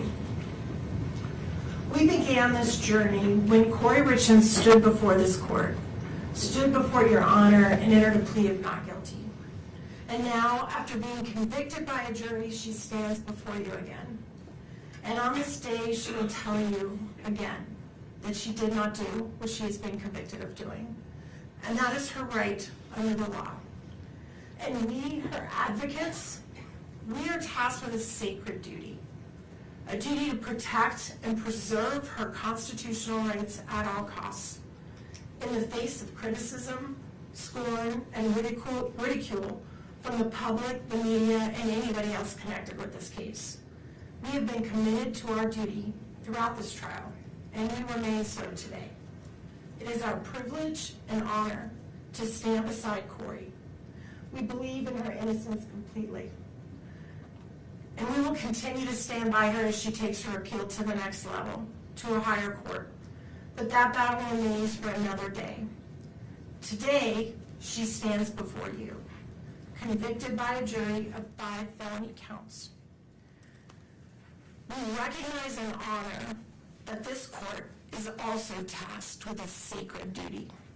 A duty under the Constitution and laws of our state to decide the appropriate sentence in light of Ms. Richins' convictions. The enormity of that responsibility cannot be denied. Everything we will present to your honor today is submitted for your consideration with an abiding faith in the court's commitment to its sacred duty, and in the prayerful hope that mercy will prevail over calls for retribution. As the state has conceded in their briefing, in order to decide an appropriate sentence, it is right and just for this court to look not only at the conduct for which Kouri Richins has been convicted, but also at her entire life. The good things she has done, making her worthy of the mercy of this court. Things such as the personal traits and characteristics that suggest she is not the monster that the prosecution portrays, but a human being, a mother, a daughter, a sister, a friend, a person that has made mistakes, but a person who has loved deeply, a person who's completed acts of kindness and love and care toward others, a person who's contributed to her community, a person who, even in the darkest time of her life, reached out to help others who were incarcerated alongside her, a person who unselfishly tried to ease the pain her family and friends experienced as a result of this case. Now, we have asked people who know Kouri the best to show you the person they know and love. You will hear from family and friends who saw her the most. You will hear from people who worked with her. You will hear from people who spent time with her since she's been incarcerated and have seen how committed she is to rehabilitation while she's in jail. Even more telling, you will hear how she's helped others even when facing unbearable situations in her own life. All of these individuals will reassure this court that she can be productive and make positive contributions in a carceral setting. You've heard from the state their cry for the harshest punishments available under our laws. Yet you also presided over this trial. You saw the evidence and the absence of facts that would justify such penalties. I am sure this court is aware of what a sentence of life without parole actually means in a prison setting. These individuals are locked down in their cells 23 hours a day. They are not provided with the opportunity to participate in programming, seek education, work at jobs in the prison. For all intents and purposes, they are treated as death row inmates. They are denied in-person visitation. They are stripped of any sense of community or humanity. They have no hope of any future reunification with the people they love. Out of the thousands and thousands of cases that go through our criminal justice system, less than 100 individuals have been determined to be worthy of a sentence of life without parole. And that is because judges throughout this state understand that such a sentence presumes that an individual is wholly incapable of redemption or rehabilitation and should be punished in the worst way imaginable until they die alone in a cage. And Ms. Lewis will talk more about that later. But in the meantime, you're also going to hear from 3 people who've never met Kouri Richins. They know nothing about her case, but they know about what life without parole means. You are going to hear from a mother whose son was murdered, and how many years ago she was in the position that the Richins family is in now. You will hear about her journey to forgiveness, and how after many years she came to regret seeking the penalty of life without parole for her son's killer. You will hear from a woman who understands how Kouri's boys feel. Her father killed her mother and was sentenced to prison. You will hear how she learned to forgive her father and how she's enriched her life through finding her way into a relationship with him again. And you will hear from a former prosecutor, someone who sat right where Mr. Bloodworth sits now, and how he personally witnessed the rehabilitation and tragic end of an individual he put behind bars for life. All of these perspectives are important because they remind us and the court that the recognition of the precious gift of life takes many forms and can change over time. They remind us that the decisions made by this court today can reflect our own humanity and inspire us all to have hope and believe in forgiveness. Finally, Your Honor, you're going to hear from Ms. Richins herself. Her allocution is unusually long. She has worked very hard on it. We ask the court to allow her to take about 30 minutes or so to read her words aloud. She is going to share with you what matters most to her in this world, her love for her boys. It is all she has left. Everything else she has ever held dear in her life has been stripped from her. It is her hope that in openly and honestly sharing her love and hopes and dreams for her boys with you, that you will see what it is inside of her that is worth saving, that is worthy of mercy, and that is filled with hope, humanity, and love. So with the court's indulgence, we'd like to read aloud some letters that have been provided to us. As I discussed, some have asked us to read it and only share the names with you in the prosecution. Some are here to read them themselves. And we are grateful to the court's indulgence to listen. And we're going to start with a letter from Kouri's mother, and Ms. Lewis is going to read that letter. And I have a copy of it that I'm going to provide so the court can read along if you like. And I also have copies for the prosecution as we go. And we will add this to the information as part of the record. Thank you, Your Honor. Not public. Understood. Yes. Thank you. Thank you, Your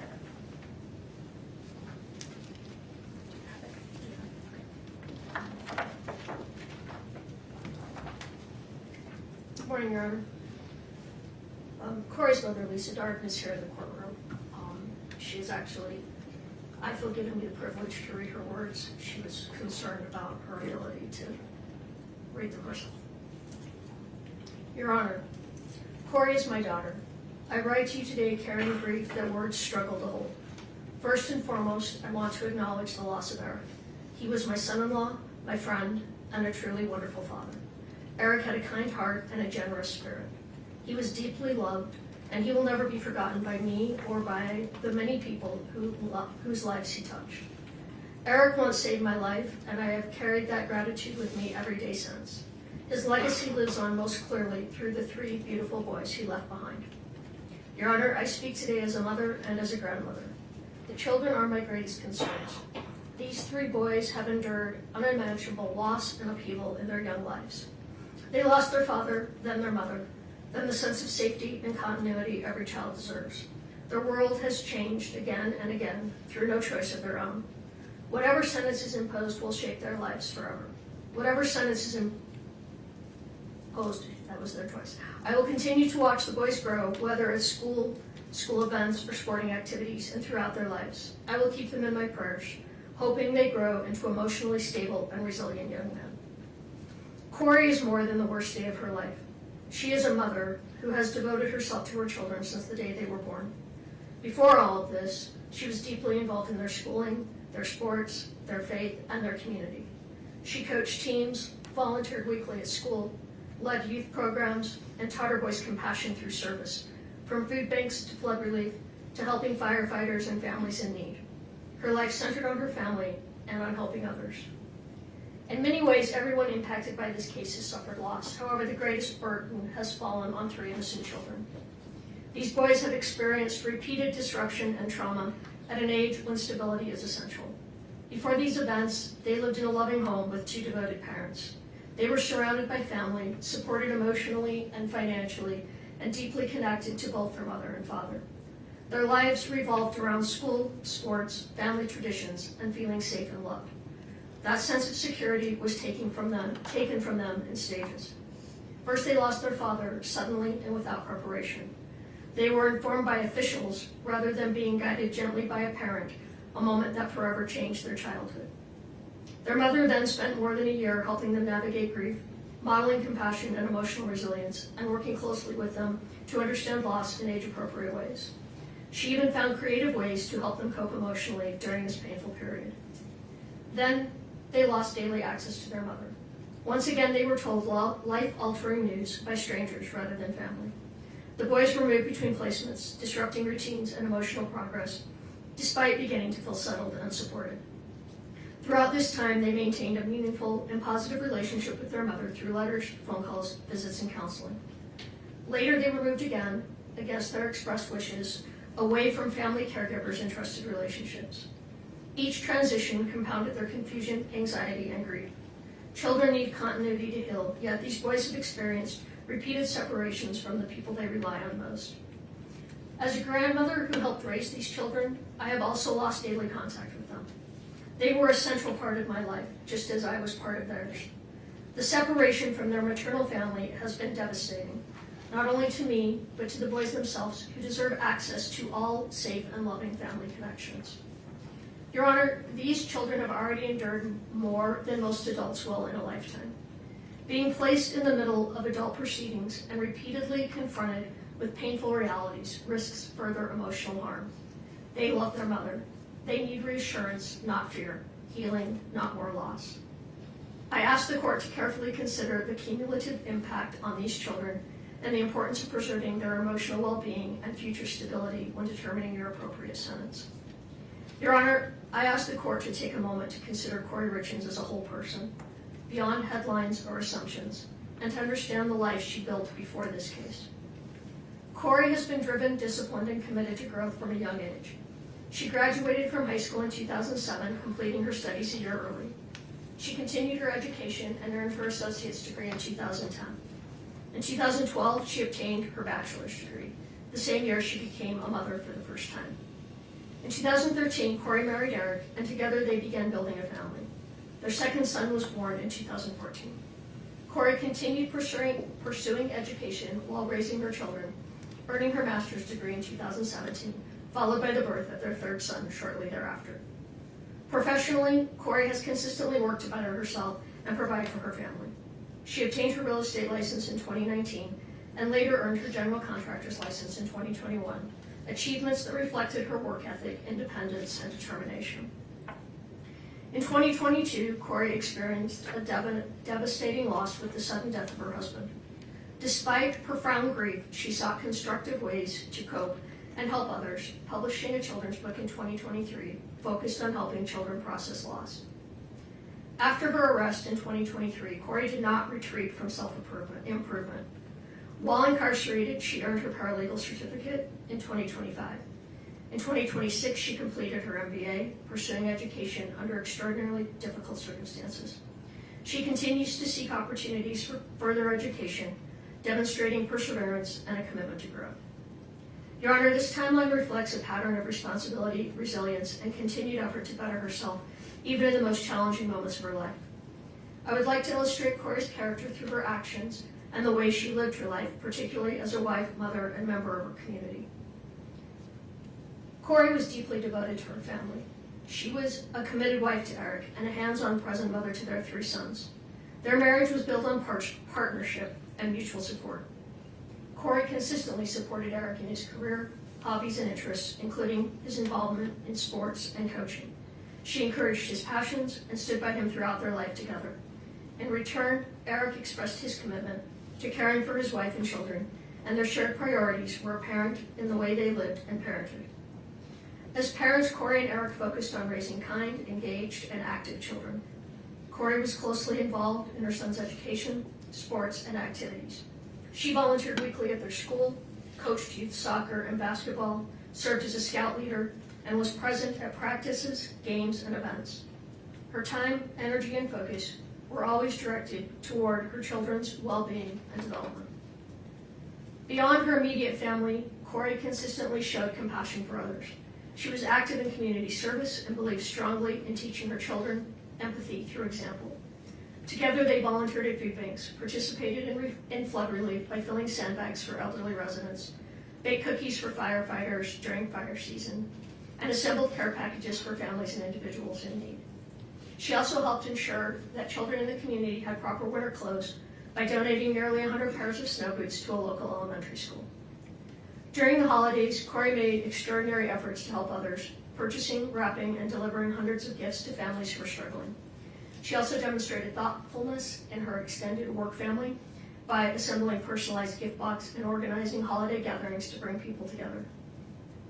In 2023, following her husband's death, Kouri published a children's book designed to help grieving children process loss. She donated hundreds of copies to children who had lost a parent and visited schools to read to students dealing with grief.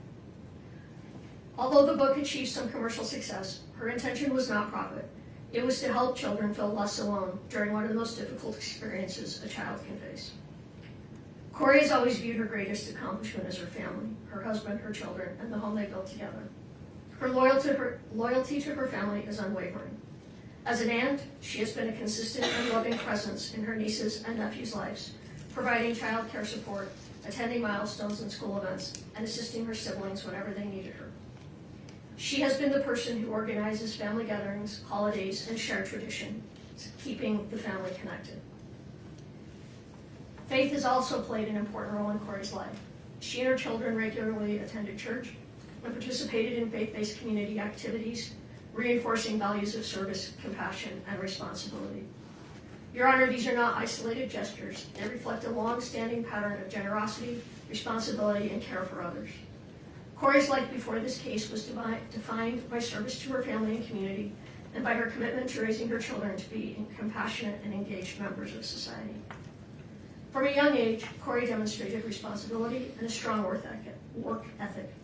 While still in high school, she worked nights, weekends, and holidays to help support her aunt's business, using her earnings to pay her own way through college. That sense of responsibility never diminished. She continued to support extended family members whenever they needed help. Only 3 weeks after losing her husband, Kouri faced another profound loss with the death of her uncle.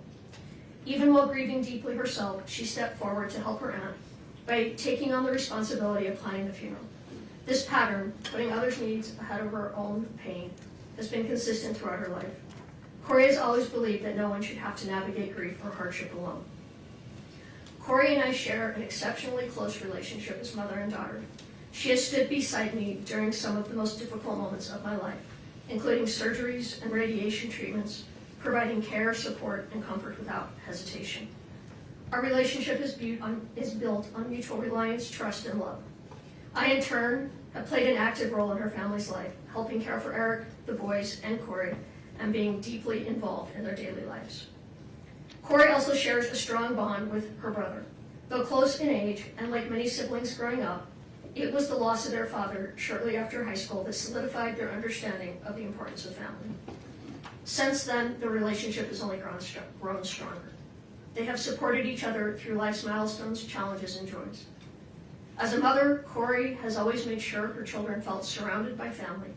She intentionally included her brother in holidays, family gatherings, and everyday moments, reinforcing the value of connection and belonging. She welcomed her brother's wife into the family from the very beginning, making a deliberate effort to ensure she felt included and supported. She has constantly offered help with family milestones, celebrations, and responsibilities, always striving to ease stress for others. Kouri takes pride in maintaining a close-knit family. She believes that shared time, whether during holidays, sporting events, small gatherings, or simply simple evenings together, is essential. Creating those moments of connection has always mattered deeply to her, and she has worked intentionally to keep her family united. Kouri played an important and deeply integrated role within the Richins family, particularly during times of hardship. When Eric's mother passed away in Hawaii, Kouri provided steady emotional support to the entire family and assisted in organizing funeral arrangements, stepping in wherever help was needed during a very painful period. Her commitment to Eric's family was genuine and enduring. At one point, Eric's mother expressed that Kouri was not simply her daughter-in-law, but her daughter, a reflection of the closeness and trust Kouri had earned within the family. Kouri and Eric prioritized time with extended family, creating meaningful memories together, including regular visits to St. George, Utah, to spend time with Eric's grandmother. When one of Eric's sisters faced unemployment, Kouri helped her secure work at the hospital where she herself was employed. She also routinely provided childcare for her sister-in-law's children, allowing them time together as a couple. Her involvement went beyond logistical help. She always participated in family milestones, including serving in a bridal party and assisting with wedding planning for another of Eric's sisters. During a particularly difficult period in that sister's life, Kouri accompanied her to a self-help retreat, offering both emotional support and companionship.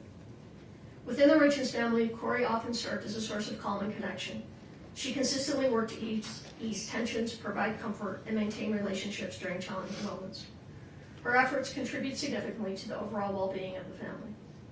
Kouri's compassion extended well beyond her immediate and extended family.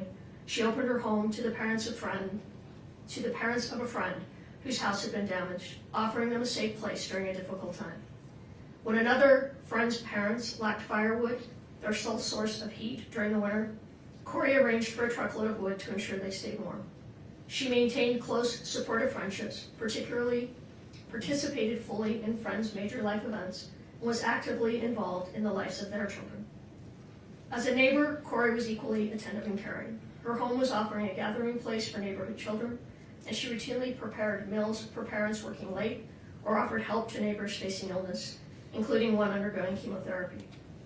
Her generosity was never performative. It was quiet, consistent, and motivated by genuine concern for others. Kouri is not a perfect person, but she is an authentic one. Her life has been marked by steady acts of kindness, loyalty, and service toward her family, her friends, and her community. She has always found purpose in easing the burden of others and helping people through difficult moments. Following Kouri's separation from her children, they were placed in a living situation that differed from what they expressed as their preference, despite having strong and meaningful bonds with extended family who had long played an active role in helping raise them. As young children, they had little control over these decisions, which added to their sense of uncertainty and loss. Kouri's sons are now facing significant emotional challenges in their day-to-day lives. They are processing grief, separation, and repeated changes, all at an age when stability is critical. Like their mother, Kouri's eldest son is especially sensitive and expressive, and he has struggled deeply with these transitions.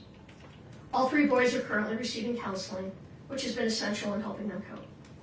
Kouri has consistently supported therapeutic intervention and has emphasized the importance of counseling not only for each child individually, but for the family as a whole. In particular, she has advocated for additional individual support for her eldest child, recognizing his specific emotional needs. The circumstances surrounding their separation and the rules governing communications have made it difficult for Kouri and her children to openly share their feelings with one another. This limitation has taken an emotional toll on both the boys and their mother. Important thoughts, reassurances, and emotions often remain unspoken, creating additional stress and sadness. As a mother, Kouri experiences deep anguish over her inability to comfort her children as she once did.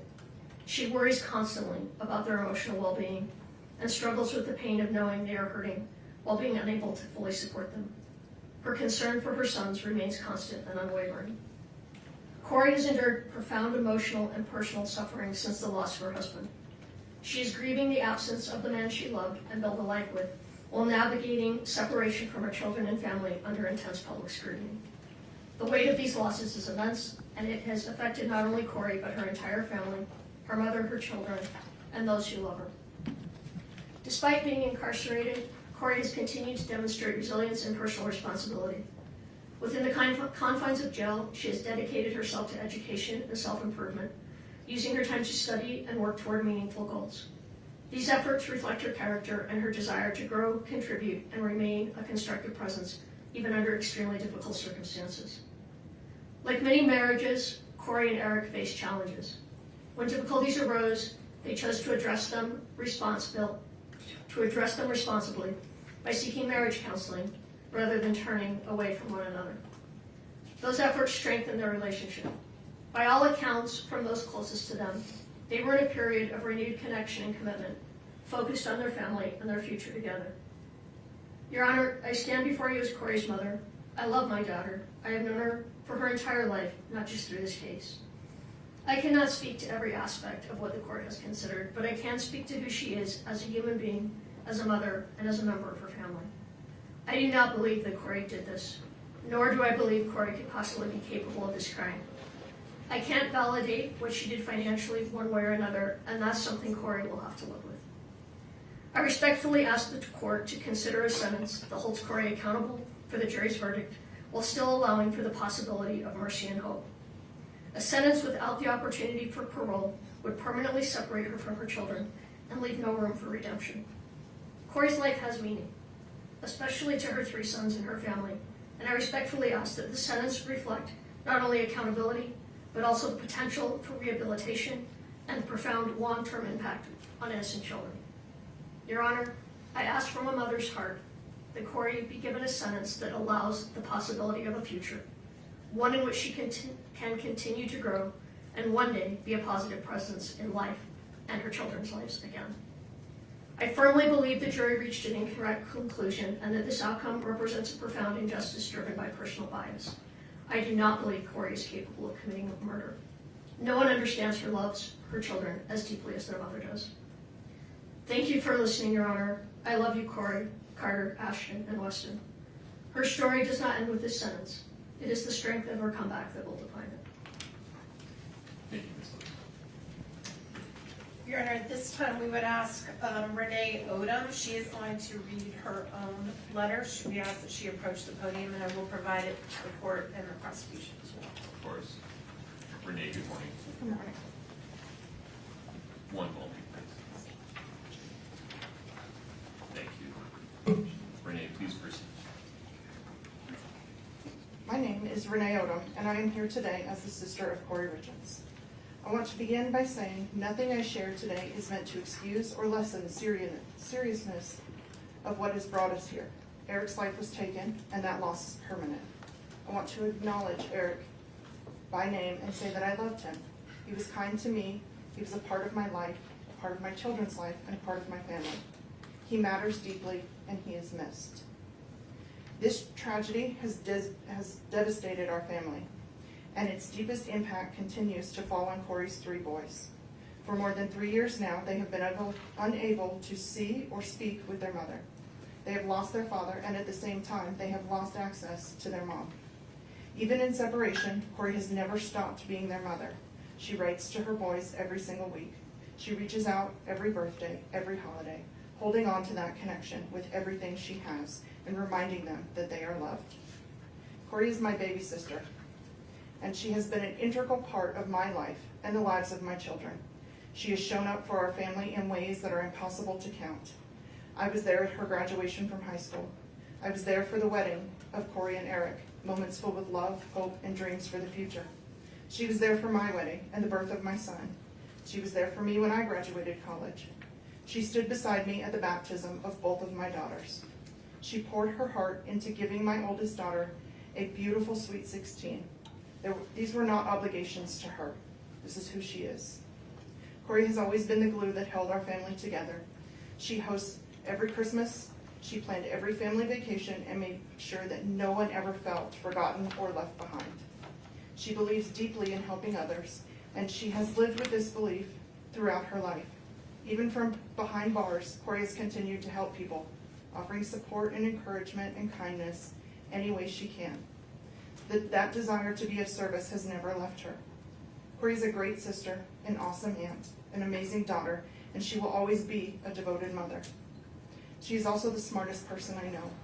Kouri has earned 2 master's degrees and is applying to a PhD program. Growth and learning and becoming better for herself and others have always mattered to her. Most of all, she loved her husband and her children with everything that she was. I continue to struggle to reconcile this tragedy with the loving sister and the mother I've always known. I understand and respect the court's responsibility to impose a just and lawful sentence. I am not here to challenge the verdict or to minimize the harm that has occurred. I only ask that the court see the full human picture, the pain, the accountability, the lifelong consequences that are already being carried. Please leave room for hope of a life with her boys. The impact of this tragedy will remain with Kouri and her children for the rest of their lives. Our family deeply feels the absence of her presence and that of her boys, her guidance and her love. I love you, Kouri, and I will always stand by you. Thank you, Your Honor, for letting me speak and considering my words.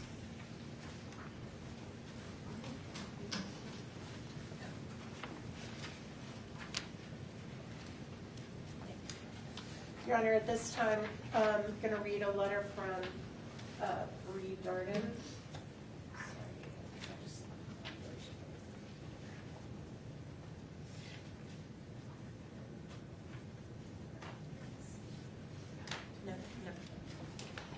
Your Honor, at this time, we'd like to read a brief letter from Kouri Darden. That is Kouri's sister-in-law, who also worked with her at her real estate business. I know Your Honor heard some testimony about that. She has a newborn baby, so she can't be here.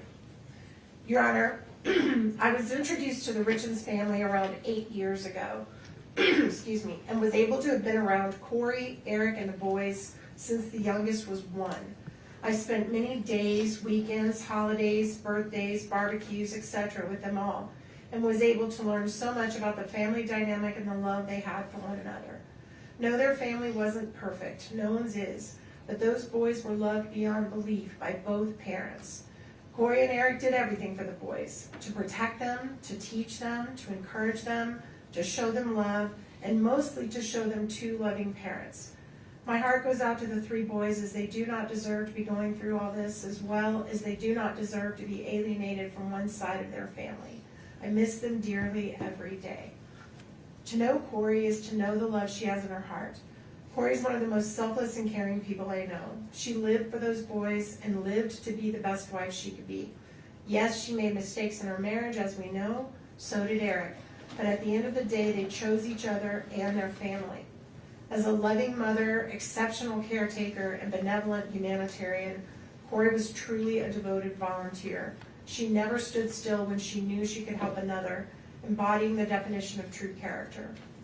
From the moment this sudden, unexplainable tragedy occurred, there has been a distaste for Kouri for personal reasons rather than factual reasons. From allegations made by individuals she regarded as family, to authorities not conducting a systemically correct investigation and then not being given a suitable, unbiased venire. The conclusion of this case seemed inevitable. Although I'm not here to argue the verdict, I am here to help provide perspective on views you are unable to hear about. Kouri is a mother, a sister, a daughter, an aunt, widow, and at the end of the day, an imperfect person striving for grace. She is someone whom the community trusted, neighbors enjoyed, and her boys counted on as a supporter. I respectfully ask that the court consider the totality of her character and her full life history when making a determination. Your Honor, the next individual that spoke is Kouri's aunt. This is Lisa's sister. Her name is Doreen Kouri.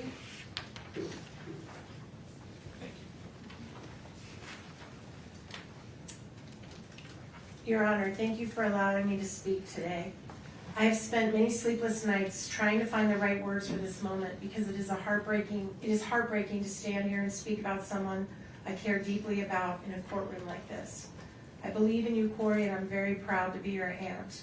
I stand before the court not to minimize the seriousness of this case, but to speak about the person I've known outside of these proceedings.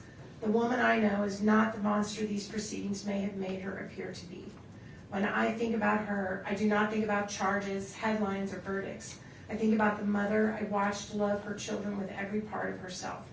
I think about the woman who worked hard to build a better life through education, determination, and sacrifice. I think about someone who wanted more not only for herself, but for her children and the people she loved. Her children were never just part of her life. They were her entire world. I watched her celebrate their accomplishments, comfort them in difficult times, and carry the weight of motherhood every single day. She loved fiercely, deeply, and unconditionally. Eric and those boys were her life. Both Eric and Kouri were very loving and attentive parents. They were solid, they loved hard, and they played hard. I also watched her work tirelessly to educate herself and create stability for her family. She pushed herself because she believed in building a meaningful future. She was proud of what she accomplished, but even more proud of being a mother. This conviction does not erase the years of humanity, goodness, and compassion that existed before this moment. I know there are people who may only see the charge or the verdict, but I ask the court to remember a person is more than the worst moment of their life, or in this case, more than a verdict that many of us still struggle to understand and accept. The woman I know is compassionate, intelligent, nurturing, and deeply human.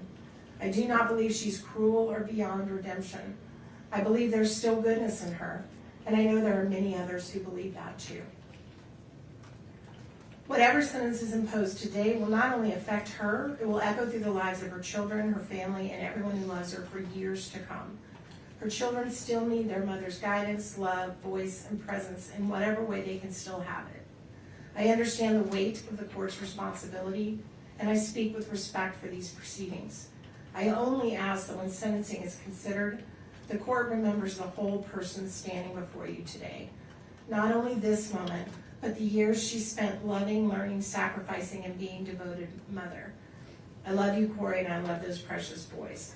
I ask for mercy, I ask for compassion, and I ask that the court see the humanity in her so that so many of us have seen for years. All right, the next one is an individual that did not want their name read in the public, so I'm going to provide it to the court and the prosecution only. This is a close friend of the family. To the Honorable Judge Mrazek, I'm writing to respectfully share my personal relationship and observations with the Richins family and 3 young boys, and to ask that you consider sentencing Kouri to 25 years to life rather than life without the possibility of parole. From 2017 to 2019, I had the privilege of working as a babysitter for Kouri and Eric's 3 children. I was able to view this family at a time when things in life were good for them. The youngest, Weston, was still in diapers, and we worked on potty training together. What struck me most during that time was the stable, loving, and orderly home the 3 boys had to grow up in. Kouri was a young mother, close in age to 2 of my own children, and she'd established a true house of order. The home was beautifully decorated. I particularly remember the bright fall decor. The walls were lined with photos of the boys at different ages, and they had a wonderful playroom over the garage. The family worked together, played hard together, and clearly loved one another. I recognized the effort and pride in caring for her family. When she was out of town one week, she left detailed meal plans for me to use the crock pot so Eric could come home each night to dinner with the boys. Those meals were so good that I replicated them for my own family. I was so impressed by her age progression photo display in the hallway that I had canvases made of my own grandchildren in a similar fashion. I even copied some of her simple but festive fall decorations and bought similar cowboy kid toys for my grandchildren after seeing how much her boys enjoyed them. Kouri's positive influence extended beyond her own family. I brought many of her ideas home with me. I do not wish to minimize the tragedy of this case. I watched the funeral online and was heartbroken, especially hearing young Carter say he would now be the man of the house. I believe Kouri deeply cares for her children, and I have to believe they love her as well. 3 boys' lives will be forever affected by the court's decision. I believe in the possibility of rehabilitation and the value of preserving hope. I respectfully ask that you not eliminate the chance that one day these 3 sons would be able to make their own choice as to whether or not to have a relationship with their mother. Kouri is not a threat to society. Please give her the opportunity to serve her sentence with the possibility of someday returning to her family. Thank you for your time and considering my perspective. Your Honor, the next individual that's going to be addressing the court is going to do it himself, and that is Mr. Greg Hall, and he's here to read his statement to the court.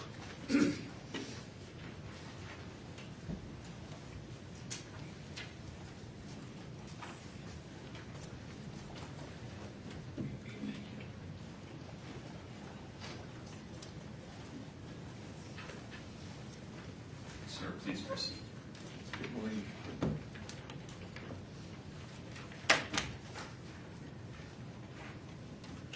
Good morning, Your Honor. Before I say anything else, I want to express my deepest sympathy and most sincere condolences to the Richins and Darden's families. Nothing I say today is meant to diminish the weight of what has brought us into this courtroom today.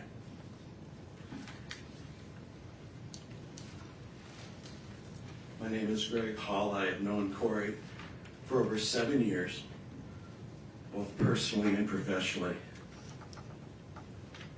And we have stayed in daily contact by phone, text, and in-person visits throughout her entire incarceration here in Summit County. I'm here today to share with you what I have witnessed firsthand about the person I know. In the years before Kouri was incarcerated, she made a habit of looking for people who were struggling.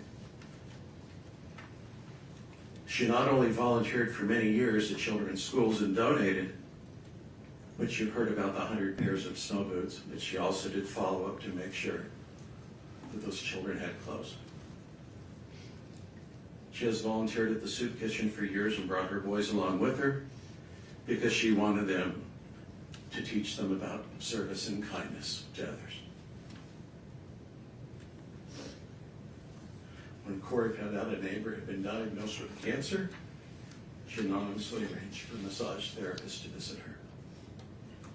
When my own wife was in an auto accident, a care package showed up at our home. If a family was having a difficult time purchasing a home, she would offer to take little or no commission in order to help them. Please know that none of these things were ever done for recognition. They were done because all she ever wanted to do was good. Your Honor, what I would like the court to understand the most is that the goodness and kindness toward other people that defined Kouri before her arrest has not gone away since being incarcerated. When new inmates arrive frightened and disorientated, Kouri is the first to step in. She helps them get their footing in an environment that is unfamiliar and frightening to them. She's also tutored other inmates working to further their education. She has helped women who cannot read or write navigate through the system and draft letters to their family on the outside. When women in her unit receive bad news from home, she is the first to sit with them and comfort them. She has used her time inside to study, and she takes her studies very seriously.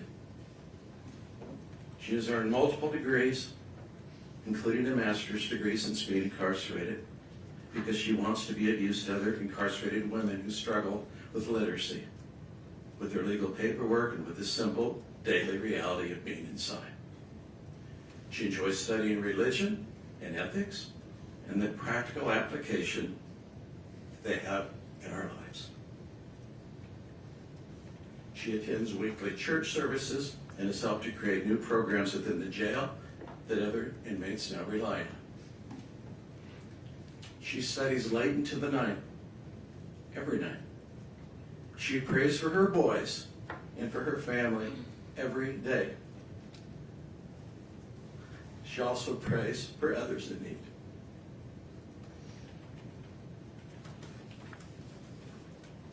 She writes to her sons, though her letters are returned to her unopened. She has not stopped trying to contact them, to express her love for them. Your Honor, the Kouri that I talk with each day is still filled with kindness, with goodness. Even to this day, as we speak to one another, she continues to ask and care about how people on the outside are doing. My family, her family, people we mutually know, before ever talking about herself. I'm not here to argue with the verdict of this court. I am here to tell you that the person I have known for over 7 years is still there, still trying, still useful to people around her in the small ways available to her to continue to be of service and provide acts of kindness. I only ask that the court please take this into consideration today. Thank you, Your Honor. Thank you, sir.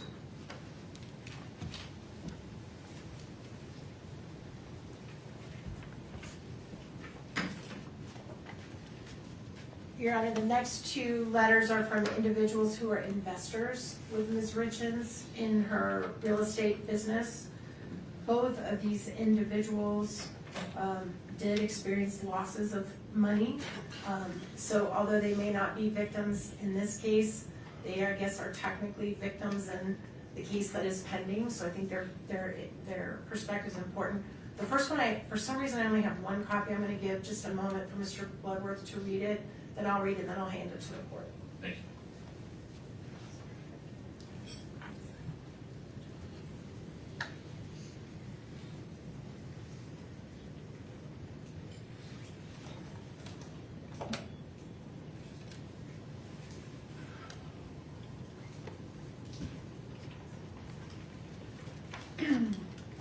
Honorable Judge Mrazek, I'm writing to you regarding whatever sentence you need to impose on Kouri Richins. I implore you to impose the lowest sentence possible, including the possibility for parole. Due to the defense resting in this case, you and the jury only heard everything negative that could possibly be said about her from the prosecution, their witnesses, and the media. There was always another side of her that was not presented. As one of the investors in some of Kouri Richins' properties, she never asked that we invest. We always asked her after seeing the quality of the work done. She had a real estate license and got a general contractor's license. Yes, we made money on some of the properties, and yes, we lost money on the legacy property due to her arrest. She made sure we were aware that we could lose our investments. During the time we did spend with her, we found her to be honest, caring, super smart, and constantly talking about her love of Eric and her children. She adores those boys and was involved in all aspects of their lives and very proud of all of them. I understand she has used the time in jail to obtain a second master's degree. I honestly believe that even spending time in prison, that she could still be a valuable and contributing member of society and hopefully one day have a relationship with her boys. I do totally understand how difficult it is to have someone's life in your hands, as I felt that weight as an Air Force flight nurse in Iraq many times, caring for our wounded warriors. We all need to have hope. Please do not take that from her, as she has already lost so much. And I'm not going to reveal the name on public. Thank you.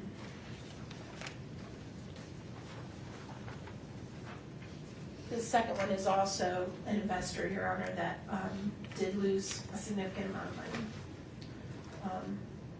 So some type of victim status here. Honorable Richard Mrozik. Thank you, Your Honor, for the opportunity to address the court at this sentencing hearing. Actually, okay, yeah, I do have an extra of that one.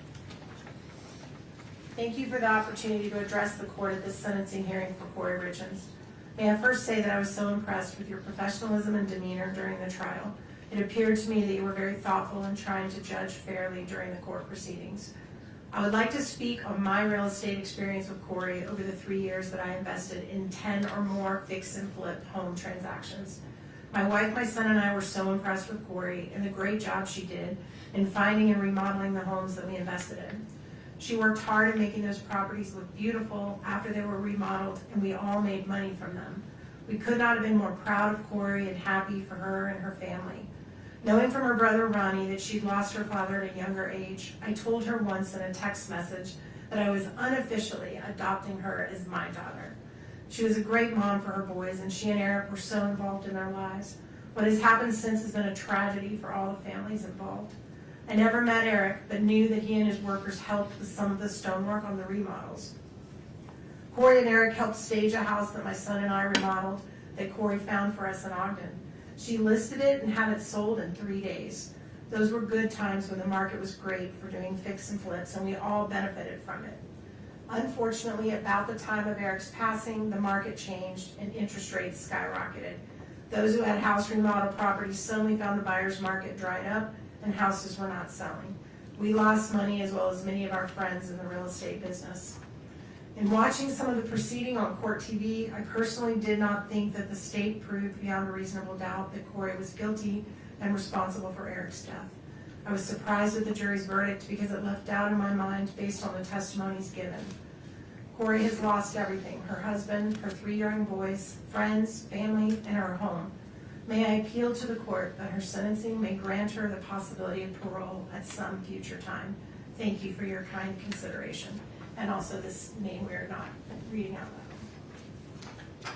We also have several very short statements from people who have worked with Ms. Richins in the jail. These are volunteers that give their time, no money, that come to the jail to help people that are incarcerated to try to better themselves and better their lives. This first one is from the art class facilitator, Ms. Katie Fish. Dear Judge Mrozik, I'm writing to you today on behalf of Ms. Kouri Richins. I have known Kouri over the last 2 years within the context of the educational programs for the Summit County Justice Center.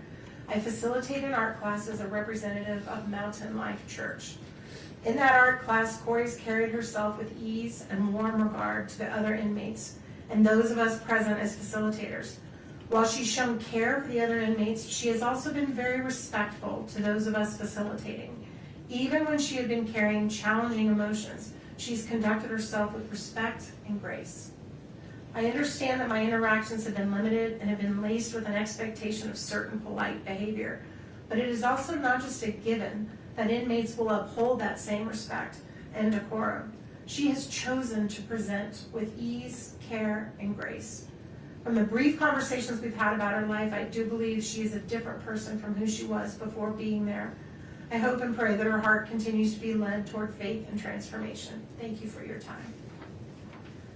The next individual is another volunteer who teaches the class of biblical truth at the jail. This individual is named Eric Aper.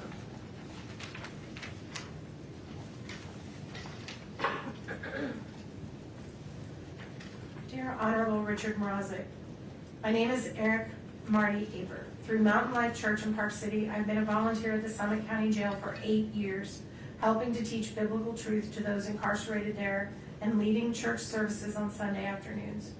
Kouri Richins has been a regular attendee of these services since May of 2023. the start of her incarceration, and has shown an amazingly consistent and upbeat, positive attitude. Kouri contributes in the church service discussions. She frequently comes alongside other inmates and encourages them to attend church as well. Not only does she encourage church attendance, she also carries the applicable issues that we discuss back to the pod where she resides, looking to find the peace and love of Jesus Christ in difficult situations where the inmates live. I have witnessed her kindness in talking with and encouraging fellow inmates that they can succeed in drug treatment programs, complete education programs, and work to overcome frustrations that come with poor decisions that end up with incarceration. Please call me with any questions or let me know what I can do to help with regards to Kouri Richins. And then the last one is also, I believe, a pastor that leads church services.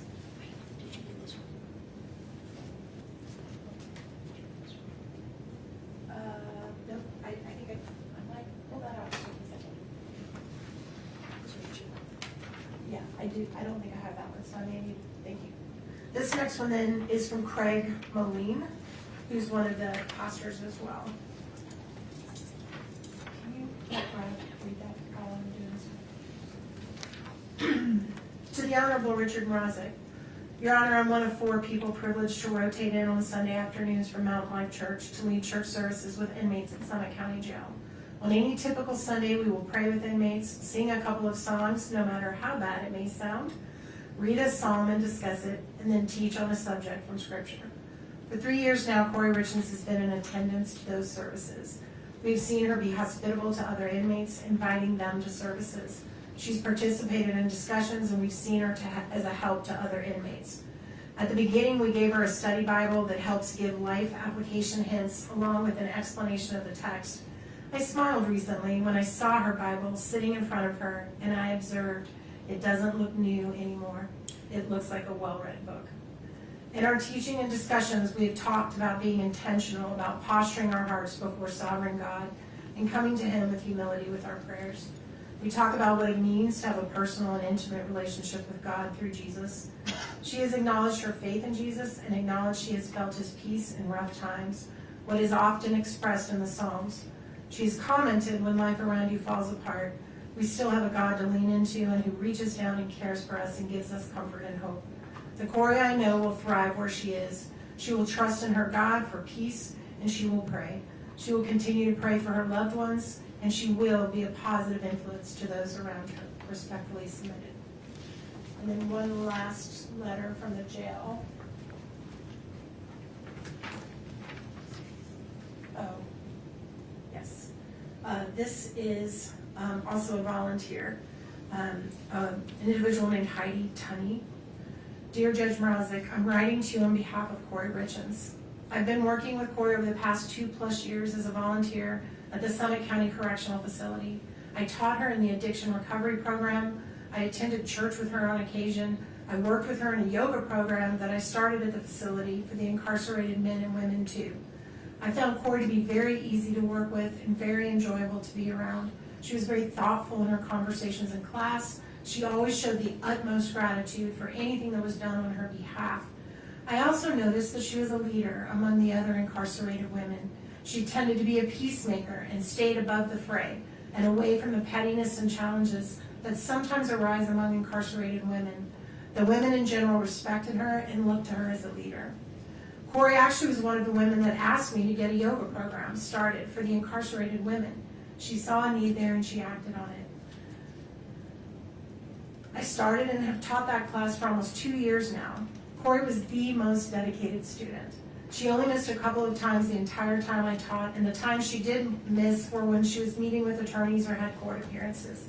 She has continued to attend even after she was found guilty at her trial. I wish nothing but the best for Kouri. She has a very long road ahead of her. I hope and pray she will continue to use the programs provided to those that are incarcerated to better herself and lead the other women around her.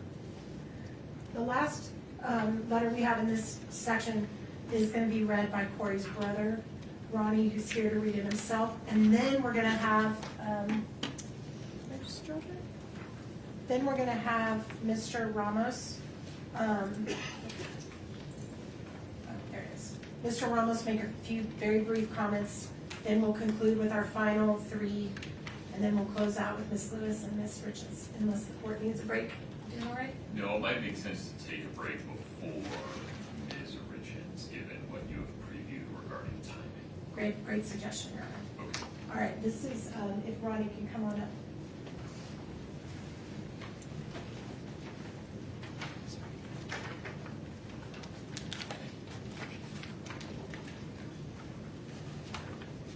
Good morning, Honor.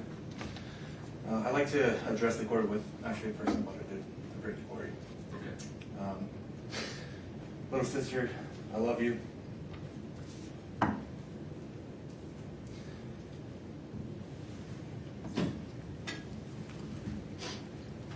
miss you. I miss our random banter. I miss your calls. I miss your constantly over-the-top positive attitude every time we speak. I miss our game nights. I miss our stupid finger gun dance after we won a game. I miss our holidays. I miss you sending the boys to wake me up on Christmas morning, way too early after we've stayed up way too late preparing Christmas for them so that it would be absolutely perfect. I miss our Sundays together. I miss arguing with the boys about who's better, Messi or Ronaldo, Brady or Rogers. I miss our backyard games. I miss me and the boys running all over you at sports in the backyard and Eric getting mad because you weren't competitive enough and you were really just out there to have fun and laugh. I miss you constantly luring me into your newest ideas and getting me excited about them. I miss vacationing. I miss family volleyball. I miss playing Madden and FIFA with Eric and the boys. I miss your stupid goats. I miss the soccer games and the celebrations we created for the boys after they scored a goal. I miss Carter's smile and his obsession with goat videos. Ashton's freckles and his competitiveness. And Weston's baby blues and tenderheartedness. I miss hearing them say Wani and playing catch in your living room. I miss your family. I miss our family. I miss the life that was stolen. I miss the life that was stolen from us for reasons that we can't yet fully understand. We don't, with 100% certainty, know what happened to Eric. No one does, but we do know with 100% certainty that it wasn't caused by you. We know that, the police know it, the prosecution knows it, and everyone watching this trial knows it. They could not prove their theory, just the opposite, and yet here we are. For some reason, unbeknownst to us, really bad things happen to really good people, Kouri, and you were just really too good of a person, I guess.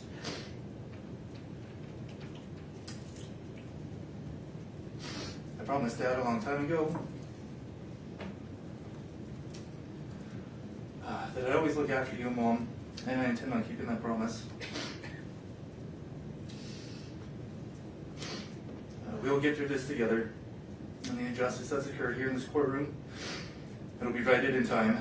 Your innocence will shine too brightly to be contained once you've actually had a fair shot at defending yourself. When the day comes, I just know somehow that you're going to change a lot of lives that really need your help. And until then, little sister, just know.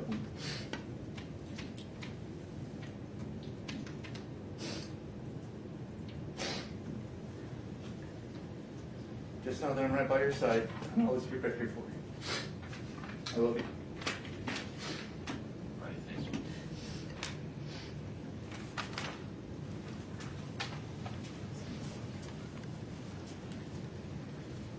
Mr. Ramos.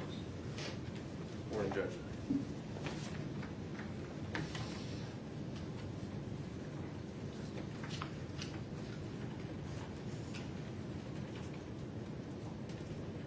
Your Honor, I want to maybe begin by speaking just plainly and honestly.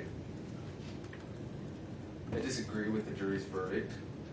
I'm deeply saddened by the way that justice was rendered in this case.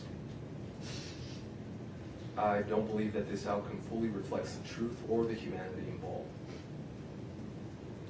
But our Constitution demands something difficult of all of us, especially of officers of the court. It demands restraint. It demands respect for the process even when the outcome wounds us. And so, while I disagree with the verdict, I respect the jury's decision.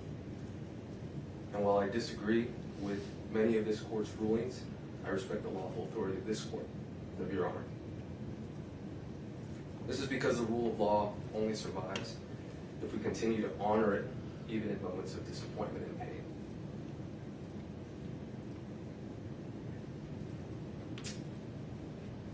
But as a Catholic, there's one authority higher than any courtroom, verdict, or government power, and that is God.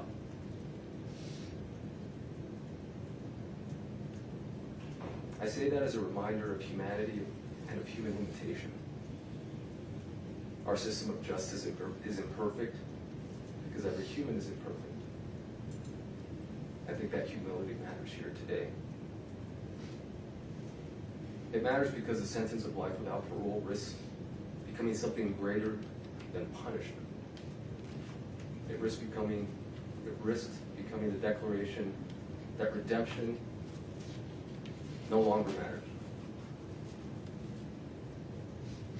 The late Pope Francis said that life without parole is just a death penalty in disguise because it extinguishes something fundamental to human dignity, and that is hope. Hope to all involved, victims, condemned alike. Refusing to impose a sentence of life without parole today doesn't mean Kouri is going to walk free. It doesn't mean that she will someday leave custody. She may very well spend the rest of her natural life in prison. It also does not mean that her victims who have spoken today, her kids, doesn't mean that they have to forgive her. They may never change their minds. They may never forgive their mother. And also, no court has the authority to demand that they do. But refusing to impose a sentence of life without parole does mean that we do not close the door completely. It means we do not presume to know with absolute certainty what a human life, victim or condemned, may become decades from now. It means that we do not extinguish hope entirely. Time changes people, pain changes people, grief changes people. Even victims and victims' families, over years and decades, sometimes arrive at places their present suffering could never foresee. Some discover forgiveness, some discover peace, some simply discover that healing and permanent condemnation are not always the same thing. And others don't. A sentence of life without parole assumes none of that human change matters. Not the change in the person condemned, not the change in those harmed. A life without parole sentence freezes every human being, victim and condemned, inside the worst moment of their life and declares that moment permanent. Our Constitution demands more restraint than that, because a real measure of justice is not what we do when mercy is easy. It is whether we preserve humanity when mercy is hardest. No sentence handed down today will undo suffering. A different verdict wouldn't have reversed tragedy. But there is a profound moral difference between saying you must be punished and saying you are beyond redemption forever. One is justice restrained by humility. The other risks becoming judgment without end. And no human institution possesses the moral certainty to make that judgment absolutely. That lies with God alone. Thank you, Judge. Thank you, Mr. Rose.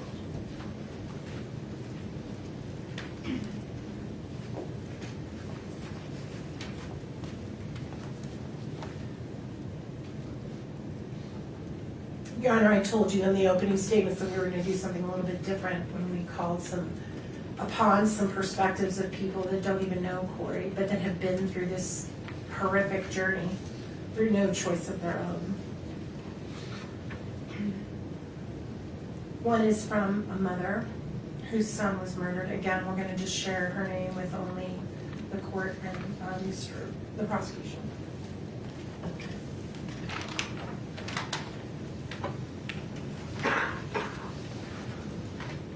Honorable Judge Richard Mrazek.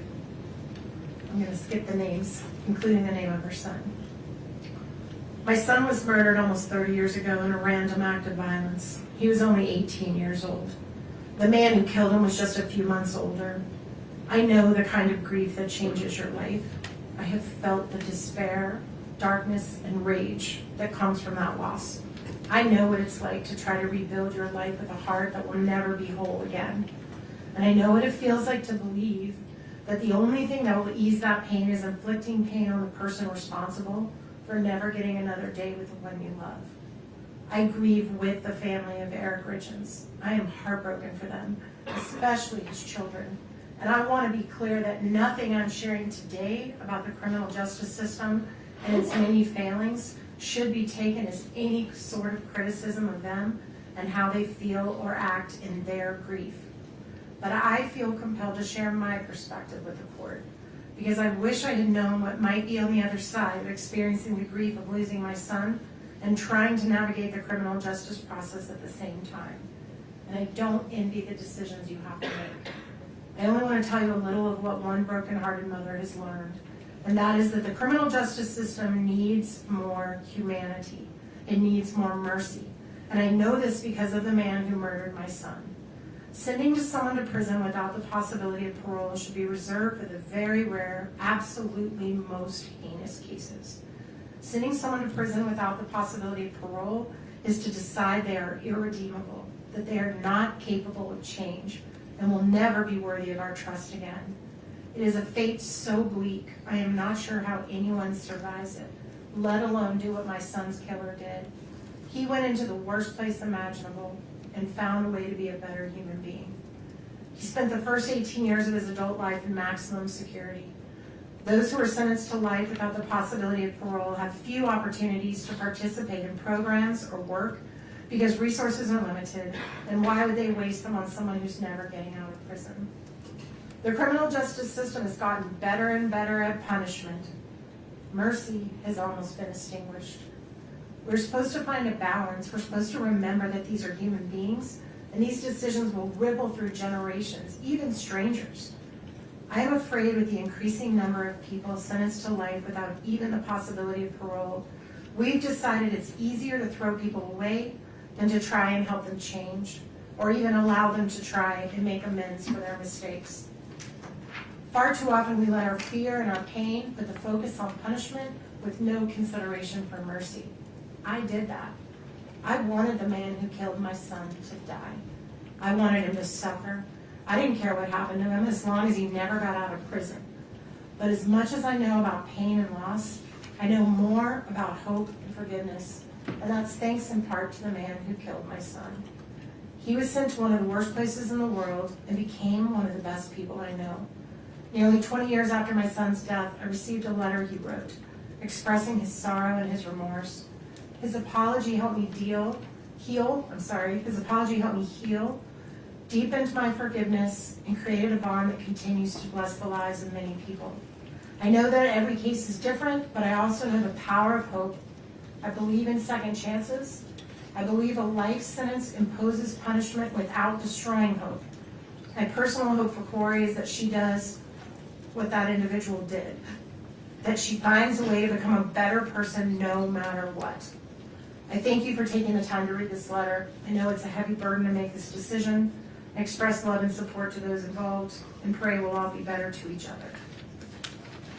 And then I also would have one more, and then we have someone who's going to testify on WebEx. Speak on WebEx, not testify, sorry, speak on WebEx.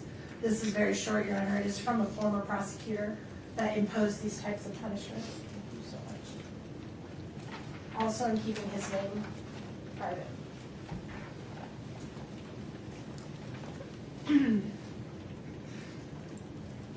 As a matter of fact, I'm going to skip the very first sentence because it would reveal who he is. So I'll just let the court read the first sentence quietly. I was in charge of the prosecution of a young man who committed 2 serious homicides at the Log Haven restaurant. He was prosecuted and found guilty. He was sentenced to 2 consecutive 5-to-life terms. 20 years later, while no longer a prosecutor, I happened to be at the Utah State Prison on government business. I was given a tour of the prison industries unit, and I saw an individual sitting at a large desk in front of a bank of computers. I asked about him and was told that he was the individual who had committed the crimes at Log Haven.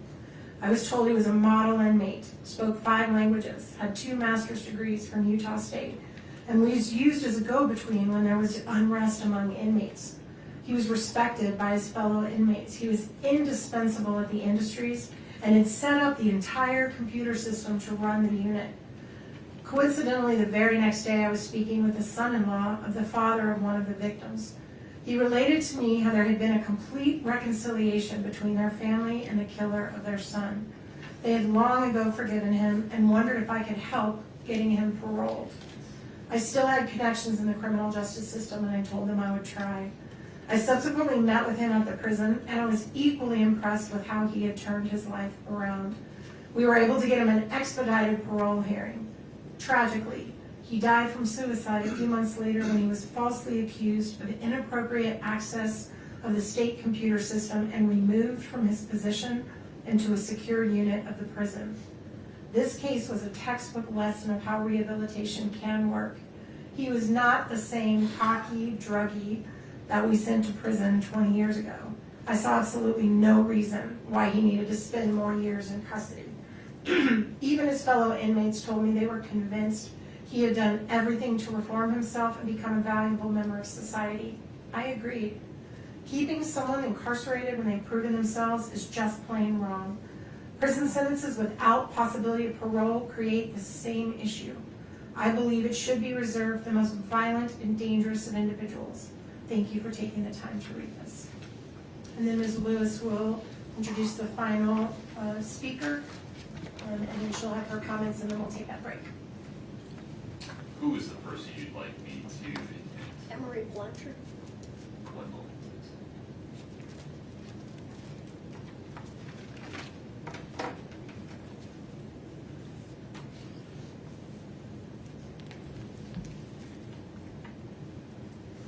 Emery, if you'd please unmute your audio, I'd appreciate it.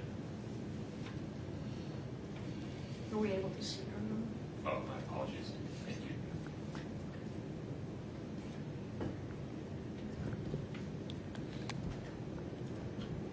Emery, can you hear me okay?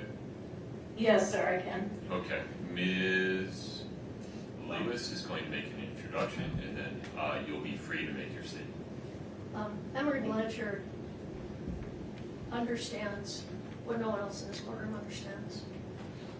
What the 3 children of Kouri and Eric are going through. When Emery was 12, I believe, she can correct me if I'm off there a little bit, her father violently killed her mother while she and her brother were in the next room.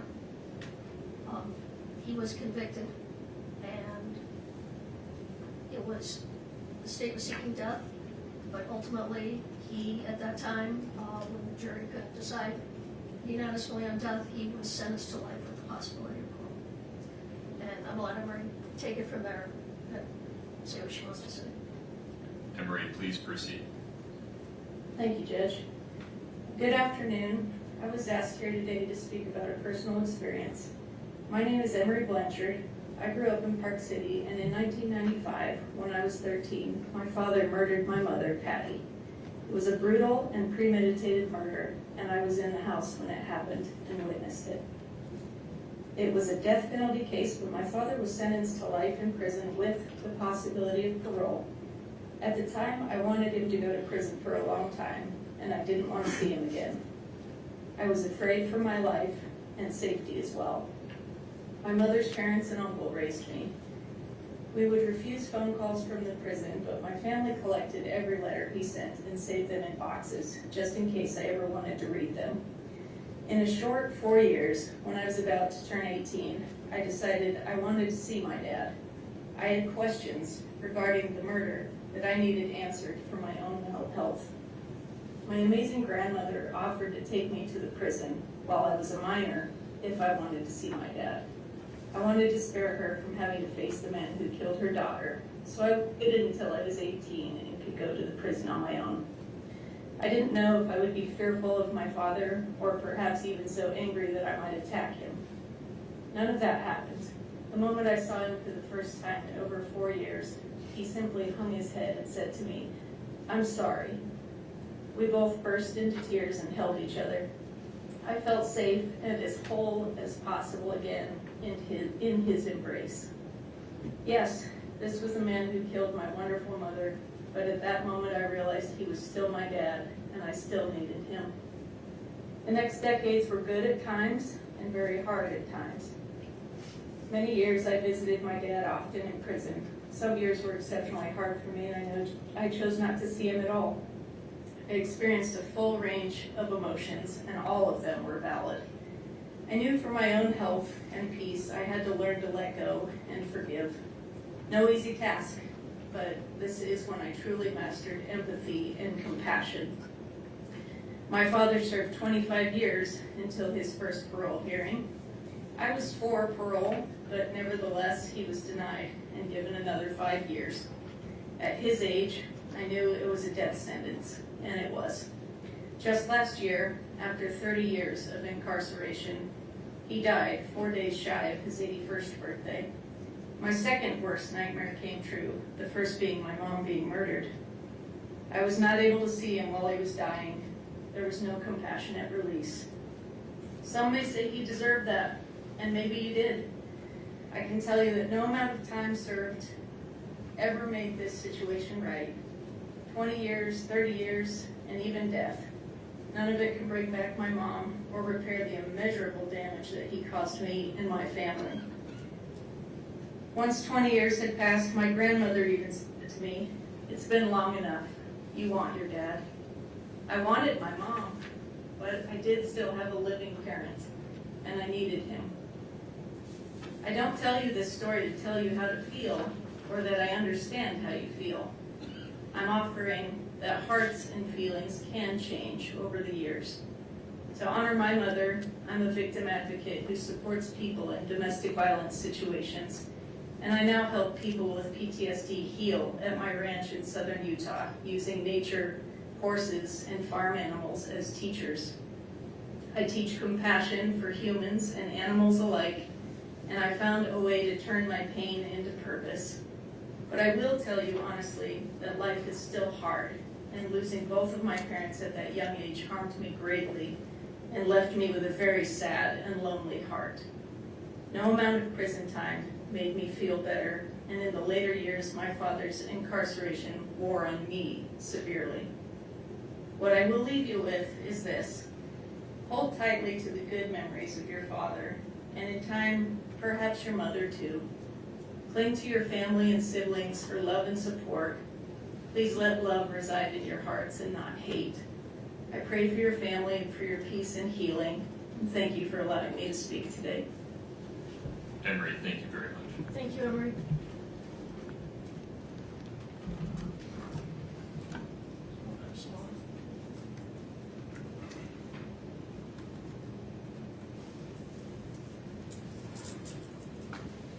Your Honor, there is so much more to sentencing a person than punishment.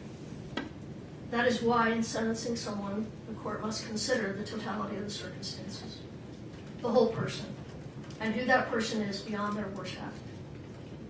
In their sentencing memo, the state cited to State v. Holland, which was a death penalty case. The state quoted the court as follows: "The psychological reality is that aggravating circumstances in first-degree murder cases will virtually always outweigh mitigating circumstances." However, what the state left out is what the court said next, which was that the Eighth Amendment doesn't allow the death penalty in every case, and courts must take a long, hard look at the totality of the circumstances, the values of society, and the value of all human life. And though this is not a death penalty case, the same would apply to a sentence of life without the possibility of parole. Ms. Nestor spoke a little bit about what a life without parole sentence looks like. Locked down for 23 hours a day. If we treated our dogs like this, they would be taken away. Yet, this is how the state wants Kouri Richins to be treated. A sentence of life without parole is safe for only the most heinous of crimes. The state wants to place Kouri in that category. They say she is in that category. but this simply is not the type of crime that we typically see get a sentence of life without parole. Currently, there are approximately only 72 people in Utah serving this sentence. These include people such as Edward Deli, the co-defendant of Vaughn Taylor, who is currently on death row. They killed 2 women, kidnapped 2 young girls, and attempted to kill those girls' father by lighting their cabin on fire. I believe that was in Summit County. It includes Daniel Ray Troyer, a serial killer and rapist of women in their 80s. He was convicted of killing 2 women, admitted to a 3rd, and likely killed a 4th. That authorities are aware of. It includes Matthew John Breck, who kidnapped a 10-year-old girl, stabbed her multiple times, severed her spinal cord, and left her dead on her front porch. It includes numerous individuals who brutally murdered children, some who murdered police officers. There are only a handful of people serving life without the possibility of parole for killing a spouse. And in all but one of these that I could find, they killed more than just their spouse. They are individuals who killed their spouse and a child, or killed their spouse and someone else in the process. The only one I'm aware of who killed a spouse and no other individual is Craig Crawford, who set fire to the home of his estranged husband, leaving him to die in the fire. And then there are individuals serving sentences of 15 to life who committed arguably more heinous acts than what Kouri Richins has been convicted of. Eric Sampson abused his wife for 28 years, ultimately killing her in their St. George home, leaving her dead in their bed. He continues to maintain his innocence, and he's serving 15 to life. John Weston Erickson stabbed his wife to death in front of their 2 young children, also injuring his 7-year-old daughter, who attempted to wrestle the knife out of his hand, serving 15 to life. Joseph Castillo, his wife, stabbed his wife to death in their garage while his teenage son tried to stop the attack. These men are all serving 15 to life sentences. There are many more examples. Murder is the worst of all crimes, but to say that this particular case is the worst of the worst is simply not true. The state chose the evidence they put forth to obtain their conviction, yet they are not satisfied with what was presented in this court and to the jury, and instead they waited until 2 days before the sentencing hearing and publicly filed what can only be described as a character assassination, filled with unsubstantiated claims from unknown and unsworn sources who will never be cross-examined about these claims. The timing of this filing was no coincidence and left no time for our team to arrange rebuttal witnesses or evidence. Furthermore, it appears that the sentencing memo was not a so subtle attempt to get into the public eye evidence they elected to hold back from their case in chief, and then were precluded from presenting when Ms. Richins exercised her Fifth Amendment right to remain silent and submitted the case to the jury without putting on any evidence. To allow the state to use this sentencing hearing as a public platform to make new unsworn allegations untested by cross-examination or sufficient investigation would violate Ms. Richins' right to due process and would be contrary to the Utah Supreme Court's finding in State versus Limesick. I don't know if I'm pronouncing that right, but I have the cite if you want it. Which stating that the Due Process Clause of Article 1, Section 7 of the Utah Constitution requires that a sentencing judge act on reasonably reliable and relevant information and exercising discretion in fixing a sentence.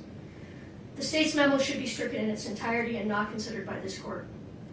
Not only are the claims made by the state in their sentencing memo unreliable and irrelevant, much of what they argue is either misleading or outright false.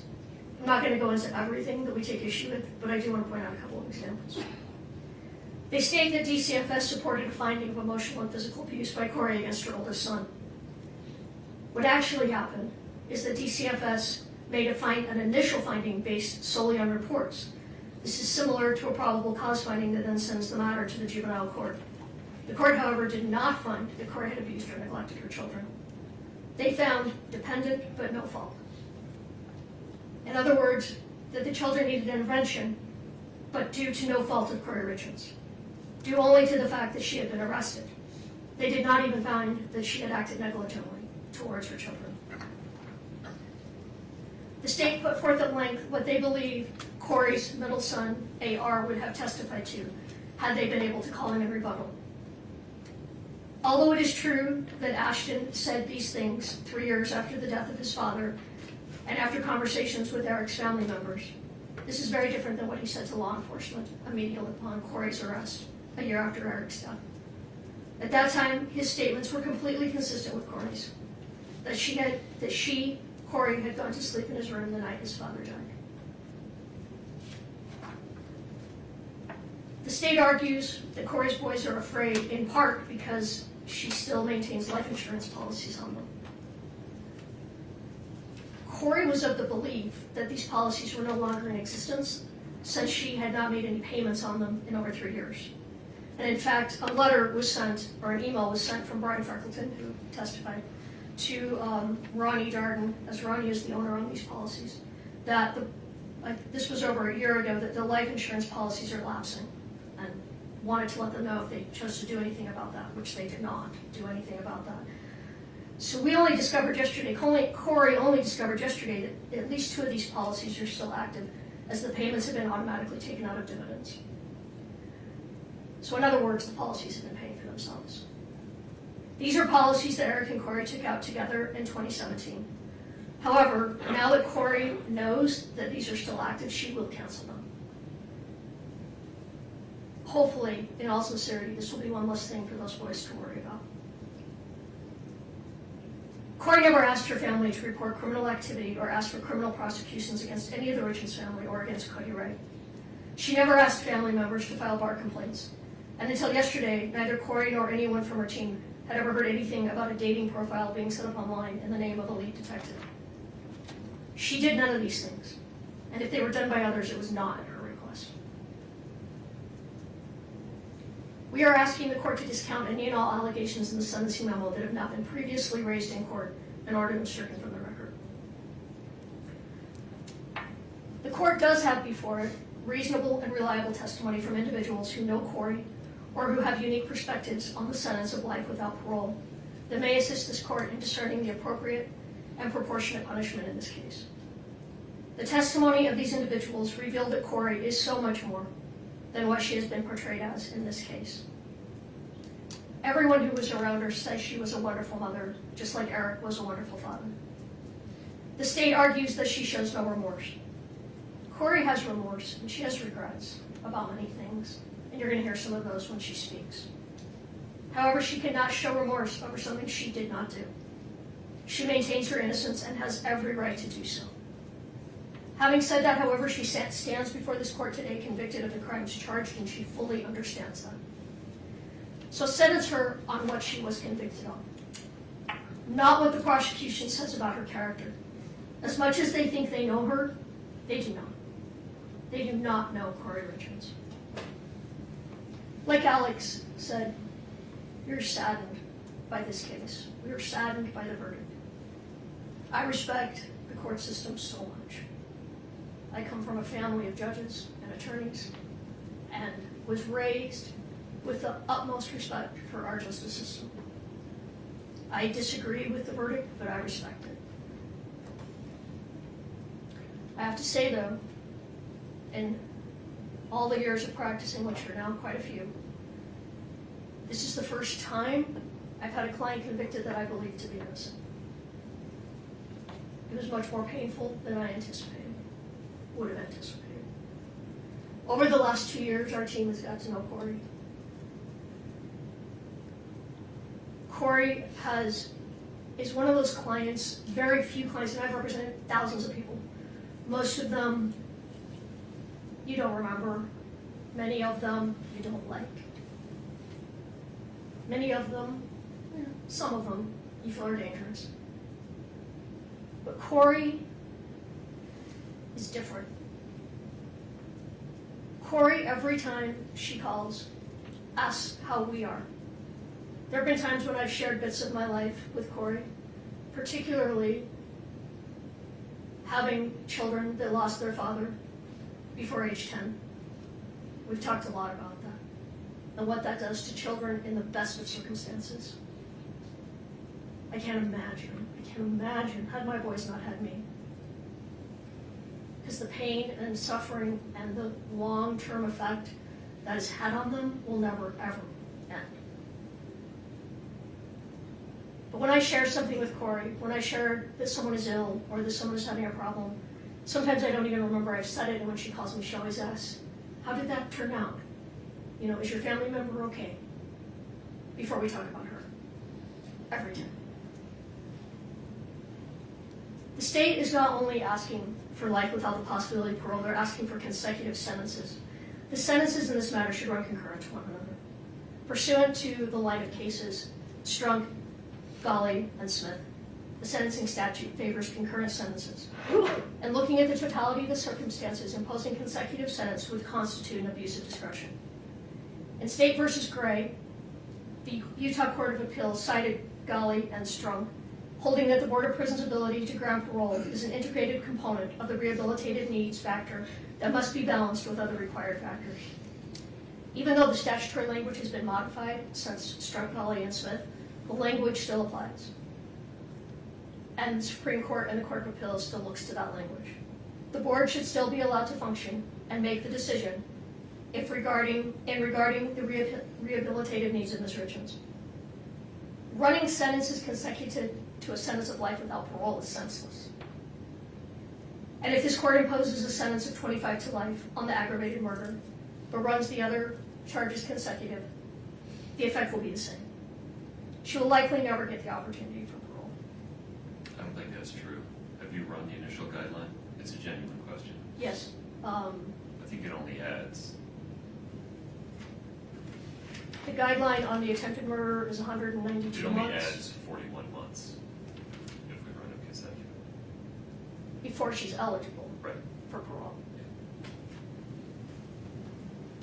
But, well, I'm going to come back to that. Yeah, if I will. you're running the guideline differently, I'd like to know. I mean, no, I'm not running the guidelines differently, but the sentence is, well, I talked about understand this. your larger point, and I apologize for That's interrupting you, but if you do have a different running of the guidelines, those forms are not obvious, I'd appreciate it. Well, I would say a sentence of 25 to life, and then if she serves additional time, does not guarantee parole, and I'm going to talk more about that. Okay. And it's almost unheard of for someone to be paroled at their first parole hearing on these serious offenses. And looking at the totality, there are mitigators. Kouri had no criminal history at the time of Mary's death. She was involved in positive ways in her community. She volunteered regularly. She headed up a sub for Santa every year. She was a friend, a daughter, and a mother, and excelled in these roles. She educated herself. She was involved in every aspect of her son's lives. There is no reason to hold her in prison for life. We asked this court to impose a sentence of 25 years to life. When you put aside all of the media, all of the intrusives, and you look at the crime she is convicted of, this is an appropriate sentence. A sentence of 25 to life is not a sentence that guarantees the release of Kouri Richins. It is not saying that she even should be released. What it is saying is that the decision whether she should be released is a decision for someone else to make on another day. A day that will be, at a minimum, 25 to 30 years in the future. A future that could look very different than today. Although today is not a day for forgiveness, that day may come. A sentence that allows for parole is a sentence that gives a pathway to forgiveness. You heard from Emery Blanchard, the only person in this room that understands what the Richins boys have been through. You heard how the day came when she missed her father. She wanted her father in her life. I know that she came to a place that she hoped to spend one more day outside of the prison walls with her father. And that day didn't come. He was not paroled, and he died in prison. I don't minimize what Kouri's boys are saying today. I understand it's contradictory to what other people are saying regarding Kouri as a mother. I don't know why they're saying these things, but what they think and feel today, they are allowed to think and feel those things. They should be. Their feelings are valid, and it's okay. and I think Kouri will say this too, but she wants her boys to know it's okay. People change, all of us change. Kouri will change, those little boys will change. A sentence of 25 to life will not be easy time, it will be hard time.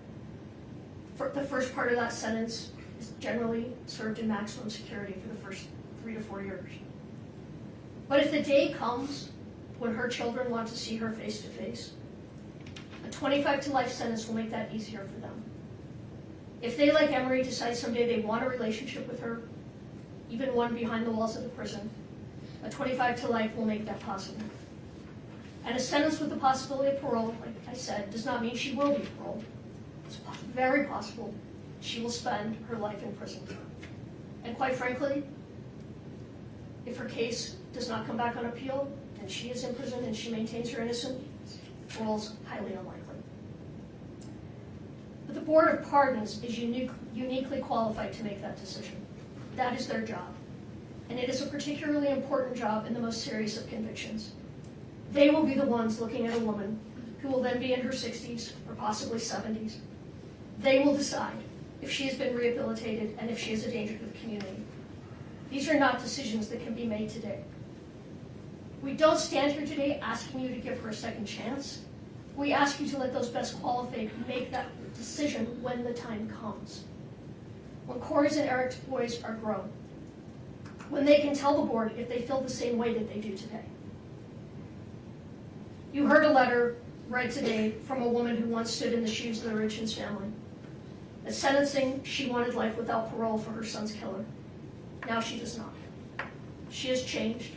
Her views of prison have changed, and her feelings towards the man that took her son's life has changed. But a life without the possibility of parole, the sentence cannot be changed. If Kouri and Eric's boys someday change their mind, and it is too late to say something different than what they've said today, this day will become one more day that haunts them. If in 30 years they still do feel as they do today, they will have the opportunity to express those feelings. But don't allow their statements at age 9, 12, and 13 become another tragedy, another trauma that they may end up suffering as adults. A sentence that doesn't allow even the possibility of parole is a sentence that tells the world there is no hope. There is no growth. There is no change. There is no room for forgiveness. There is no room for love. That we are all our worst act and will never be anything more. And that is not the human experience. In a world where humanity is waning, act with humanity. In a world where hatred is encouraged, act with kindness. In a world where forgiveness is seen as a weakness, act with compassion. A sentence of 25 to life with the other charges turned concurrent reflects the seriousness of this offense, takes into consideration the totality of the circumstances. Further, it follows the recommendation of the pre-sentence report, and it is the appropriate sentence in this matter. Thank you. Thank you, Ms. Smith. It is 12:55. We're going to take a break until 1:25 to make sure Ms. Richins gets an opportunity to use the restroom and eat something. Mr. Blevereth, you look like you have something to say. Your Honor, does the court want to hear from the state one last time before she allocates? I do not. I have this firmly in hand. I would like to make it clear, in case there was any ambiguity, that the court has considered and is denying defendant's request to strike portions of the state's sentencing memorandum. Yes, sir. Thank you. Court will be in recess until 1:25. Let's make sure that Ms. Richins gets something to eat. Thank you.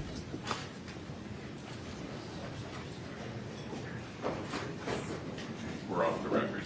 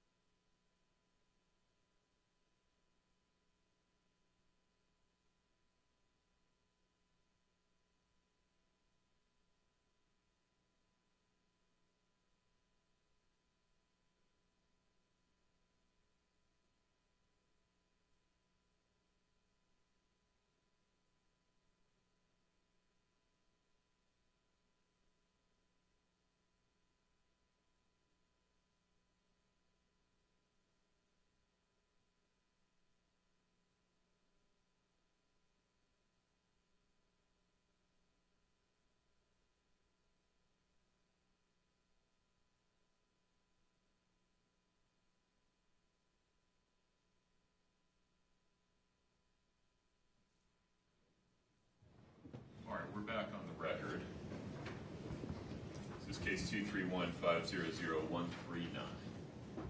Ms. Lewis, Ms. Nestor, anything further before we hear from Ms. Richins? No, Your Honor. Okay.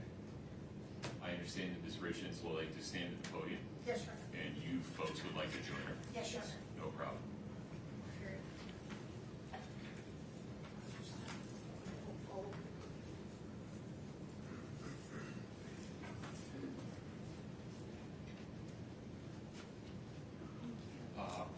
There should be Kleenex up there if you need it. Is your do you want water?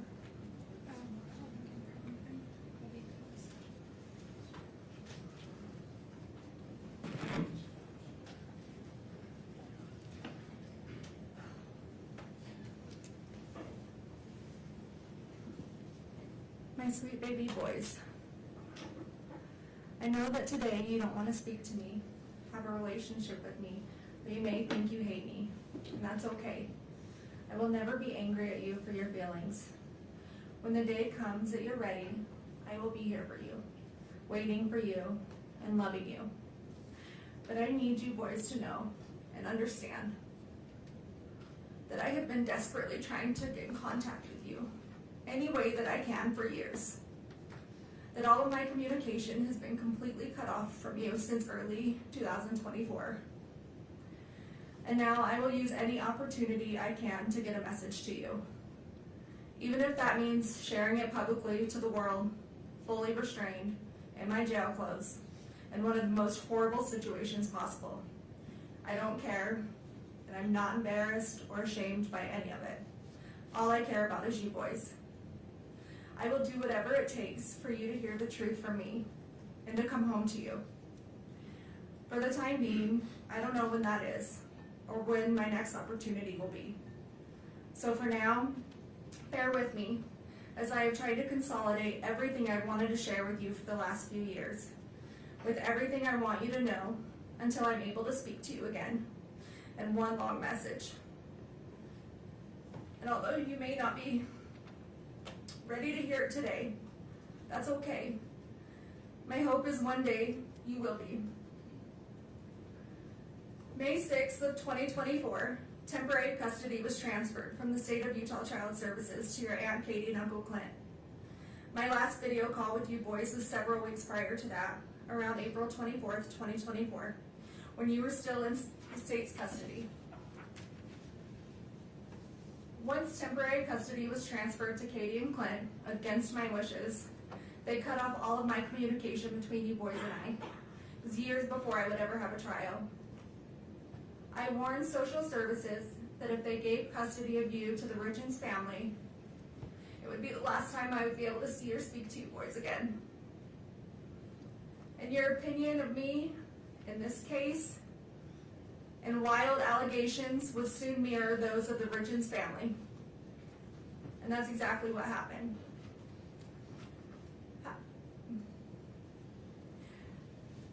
You need to know the Darden side of the family fought a long, hard battle for custody, but was eventually ignored and denied. Since temporary custody was granted to Katie and Clint, they have not allowed me to see or speak to you. No more video calls, no more visits. They blocked the phone number for the jail so I can't call you. Birthday cards, Christmas cards, the letters I would send you boys, they were all returned or rerouted.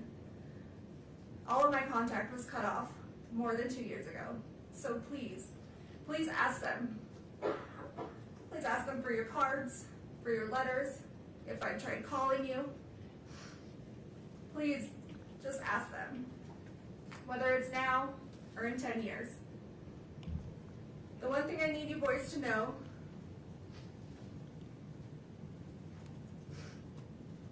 is I did not abandon you. I did not just walk out of your lives one day to never return, to never call, to never show up. Regardless of what anyone tells you, I would never ever leave you boys. And I am so sorry if for even 1 second you thought that I did. If for even 1 second you thought that I didn't love you. Because that couldn't be further from the truth. You boys are my world, the reason I continue to wake up every day and fight to come home. You're my reason for living. I understand that you're in a difficult situation, mentally, emotionally, and physically. I understand you guys have been through an extremely difficult time this past 4 years. You should never have to deal with such tragedy, and I am so, so sorry that you are going through this. You boys have the right to be angry, and sad, and confused, feel in survival mode, have questions. All of this is completely valid. Your feelings are completely valid. And one day, when this is all over, we can sit down and talk about all of this and sort it all out. And I promise you boys, one day it will be over. I'm not perfect. I have succeeded and I have failed.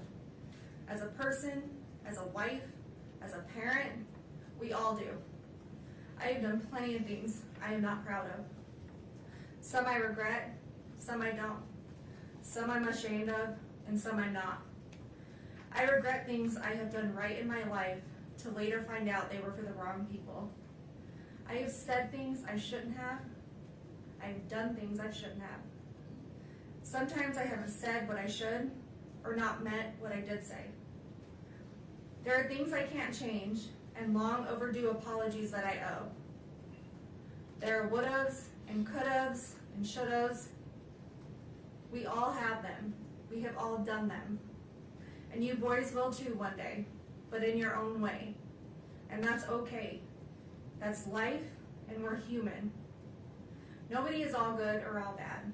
We just get portrayed that way. You're going to succeed and achieve amazing things in this life.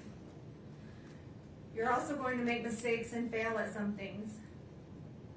But use those opportunities to grow and to learn. They do not define you, and don't ever let other people make you think that they do. We are not defined by our best or our worst moments. We fall somewhere in the middle, ever evolving. And you boys are ever evolving. Secrets diminish self-respect. They lose trust. They make us lose ourselves. I fell in love with someone who wasn't your dad. Your dad fell in love with someone who wasn't me. I did things behind your dad's back. He did things behind mine. Don't keep secrets. Always put your spouse first. Your dad and I didn't always do this, but don't be like us in that aspect. We made mistakes that I know I regret, and I'm sure if he were here today, he would say that there are a few things he regrets as well. Marriage is hard. Marriage takes work. Marriage takes love. Big love. Deep love. And you may think about divorce, and you will have fights, but then you will make up, and you will forgive each other. Because when your love is enough, your love keeps you together. Your love is all you need to ignore the noise. And your love never fails. Sometimes your dad would want to throw in the towel on our marriage, or I would want to throw in the towel on our marriage. But we never did. We always found our way back to each other. I would pick up his towel, or he would pick up mine. We'd hand them back to each other and start again. Because our love never failed. We stopped keeping track of each other's wrongdoings, and we forgave, and we moved on, and we loved. And if I had to relive all of those hard days all over again, I would do it without question. Your dad and I were a lot of things, a mess of sorts sometimes. But we were this crazy, beautiful mess that made us a family, because our love was enough. Our hard days never outweighed our good days. Our weak moments never outweighed our most memorable happy days. We always laughed more than we cried.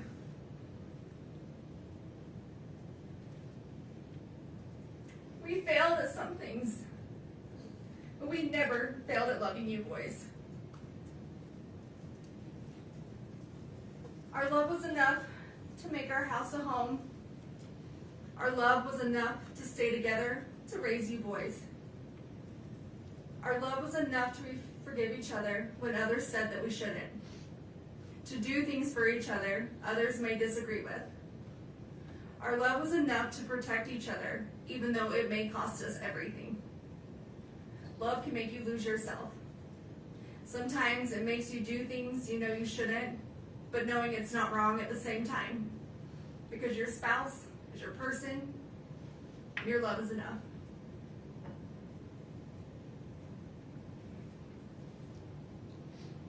One day, you will meet someone and fall in love and understand that just your love is enough.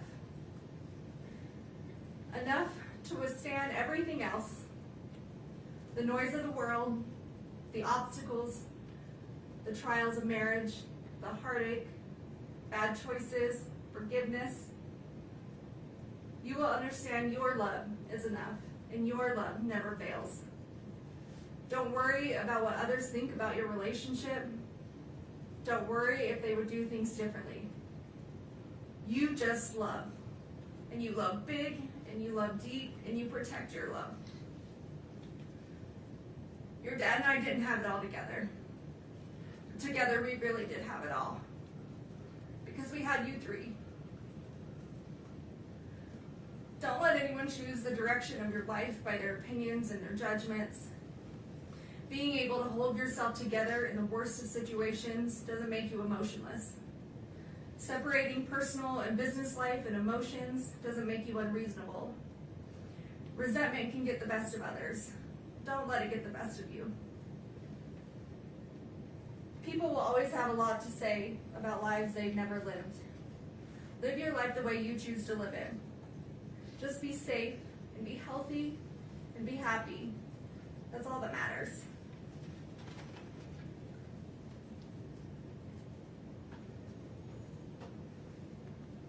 Sometimes people will want you to believe that life is simply black and white. That situations are black and white, but they're not. Life, situations, they are full of color. At the very least, shades of gray. Always question the color, even if you're only questioning the gray areas. Keep an open mind. Question situations and stay curious. You will have some people in your life tell you how their love for you is unconditional. But once your most private life has been revealed, you quickly find out just how conditional their love actually was. Choose the people you hold close to your heart wisely. And always be the friend that walks into somebody's life when everyone else chooses to walk out. Always remember, the only people you owe your loyalty to are those people who never made you question theirs.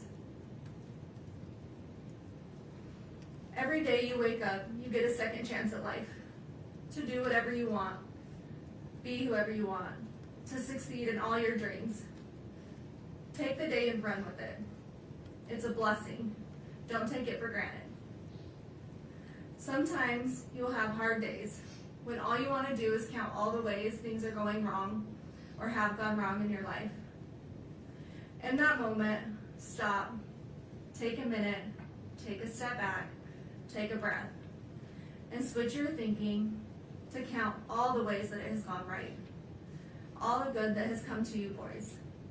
All the grace, the blessings, and the love. Remember that anyone can give up on something. That's the easy way out.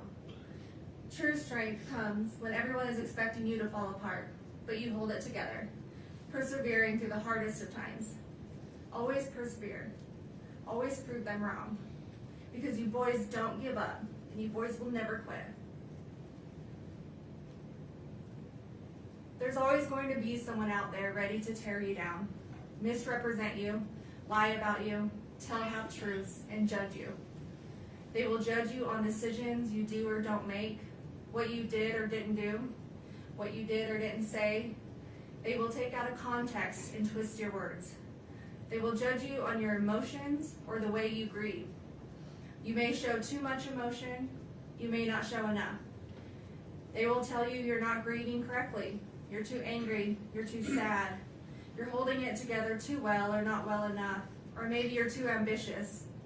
They will judge you on your demeanor, if you cry, if you don't cry, if you don't do anything at all. And all of this will get misinterpreted into something that it's not, formed by the opinions of who's ever creating it. And then silence is also too often misinterpreted and misjudged. But when people behave that way, it has much more to do with them personally than it does you. Everyone's entitled to their opinion. It doesn't make it true. Remember who you are and what you stand for, the truth, and ignore the noise. Ignore their noise. Ignore their egos, their entitlement, and their biased judgment. Those who abuse the power and the positions they hold will have a higher power to report to one day, and that higher power holds the final truth, their final truth. Don't ever let someone tell you how to show emotion, how you're supposed to react to any given situation. Don't care what others think about you, what others say about you, just let them talk. Just be you, be yourself, be authentic, be genuine. Because those who truly know you, who truly love you, is all you need.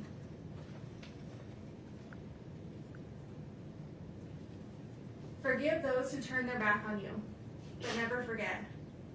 Don't hold hate in your heart toward others. It only brings you down more than it does them. Apologize when you're wrong, even if that apology is long overdue. You can't change what you can't change, and you can't change the past. But you can take accountability when you mess up. Admit when you make a mistake, even when it's embarrassing or humiliating, even when it can ruin relationships, careers, or your integrity. Be honest with yourself and those you need to. But never apologize for something you didn't do. Never admit to something you didn't do. And never beg for mercy for something you didn't do. Don't take the easy way out. Always stand up for what's right, even if you find yourself standing alone or with a small group of people that love you. Believe in yourself and be brave. Never give up on your fight, no matter how long it takes, months, even years. Never give up on truth, justice, and the fight of corruption. When something is broken, fix it. When something doesn't make sense, question it. If money is paying for it, follow the money. Your brothers are your best friends.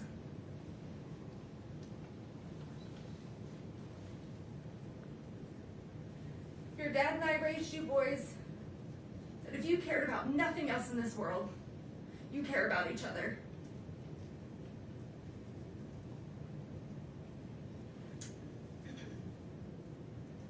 Your brothers will always be there for you. They will always be your brothers. You love them, you protect them, you take care of each other. You support each other, you help each other, and you trust one another. You be loyal to one another, and you keep each other safe and healthy and happy. And you stay together no matter what.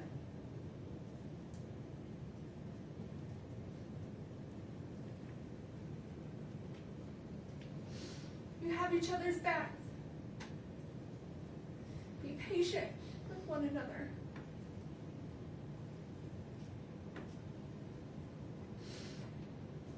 Don't keep track of wrongdoings. Let them go. Forgive. Move on. Show compassion, empathy toward each other. And never go a day without telling one another you love each other. Because you are never too old, or too cool, or too busy to love each other.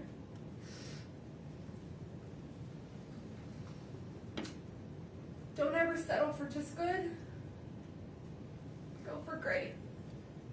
In school, in your career, in hunting, in fishing,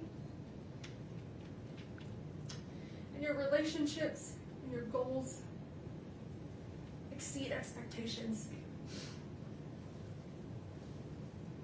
Be like your dad. Be generous. Be charitable. Stay humble. Give when you have too much. Give more than you take. Help when others are in need. Serve your community. Be like your dad.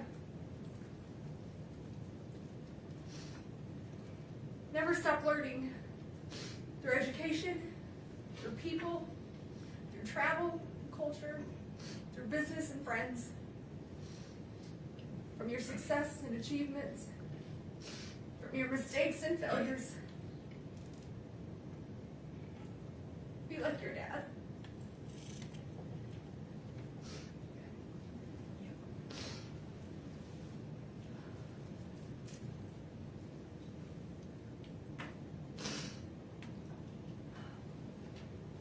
Love the outdoors.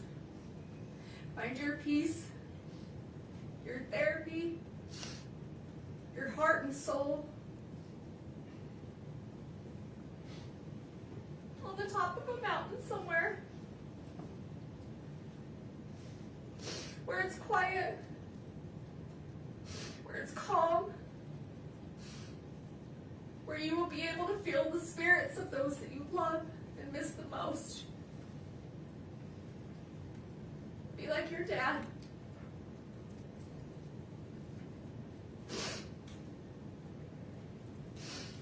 Laugh. Laugh often. Laugh loud. Laugh when you want to cry. Laugh when you're mad. Have that laugh that everyone recognizes and no one will ever forget. Even when you're gone. Be like your dad.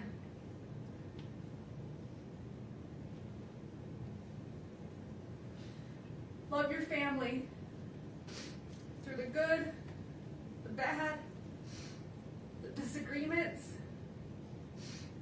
the back and forth arguments. Choose forgiveness. Choose love. Choose happiness. Be a loyal brother. Be a noble son. Be like your dad.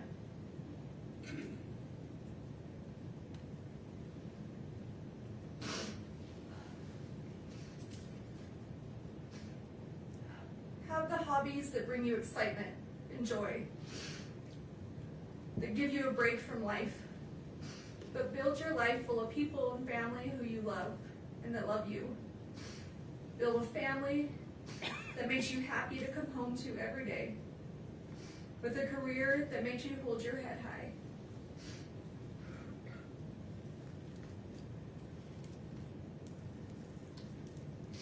Be the friend everyone wants to be friends with,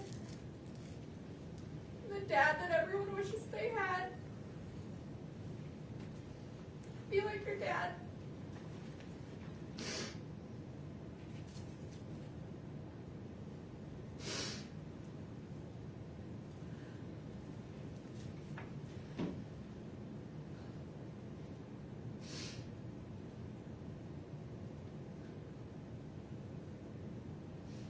As your parents, your dad and I wanted to give you every opportunity or choice that we didn't have. We would do anything for you boys, or break our backs falling over obstacles and finding our way to be sure you had the best of the best. Even if we didn't always do it well, or have the right answers, or the words, we would give you everything that we had.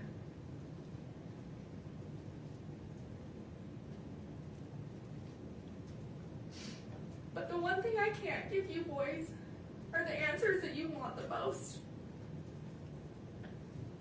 Because I can't give you something that I don't have. An explanation that I just don't know.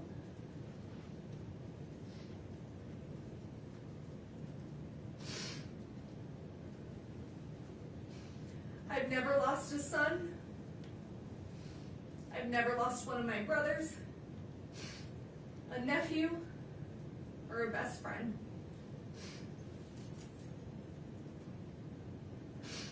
But I did grow up with a single mother, and I have lost my father. I do know what it's like to wonder, what if Dad could have watched me graduate college, walk me down the aisle, be there for the birth of one of you boys? If only Dad were here. I do know what that's like. The lifetime of pain that brings, the sadness and the anger. I would never wish that upon anyone, especially you boys, my own sweet babies.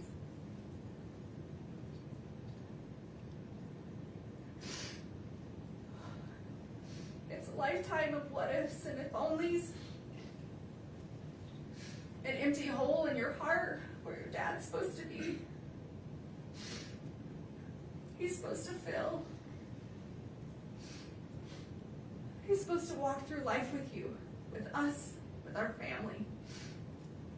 I do know what that's like. So murder, an attempted murder, 4 years later, and it's still hard for me to say those words out loud.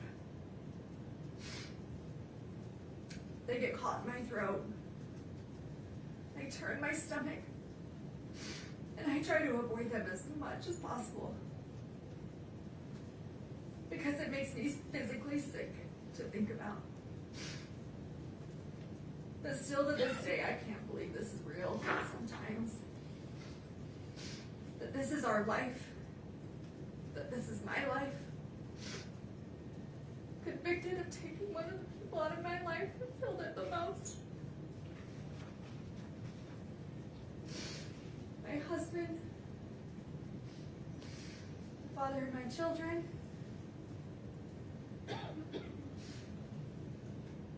still in shock and still in disbelief.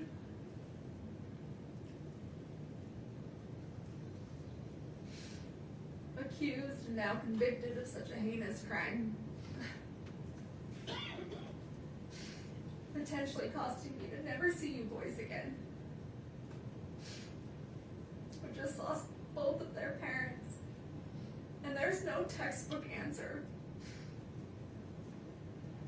on how or what we're supposed to do, how I'm supposed to react or move forward. And I'm so sorry you boys are being pulled through the middle of this absolute chaos. Between two families fighting that both love you so very much. Trust and assets, our home, none of it matters. You boys are what matter. Your safety, your health, mentally, emotionally, all of that should be being prioritized. I will and have always prioritized your safety. I am your mother, and that is my job. And for anyone to scare you otherwise is just cruel and heartless.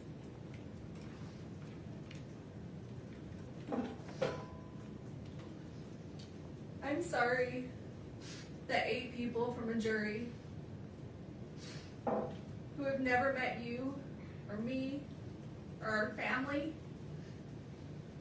had the right to determine our future.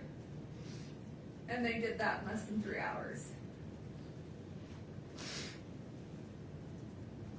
In a perfect world, there might be justice. But in a perfect world, nothing ever goes wrong. Tragedies don't happen.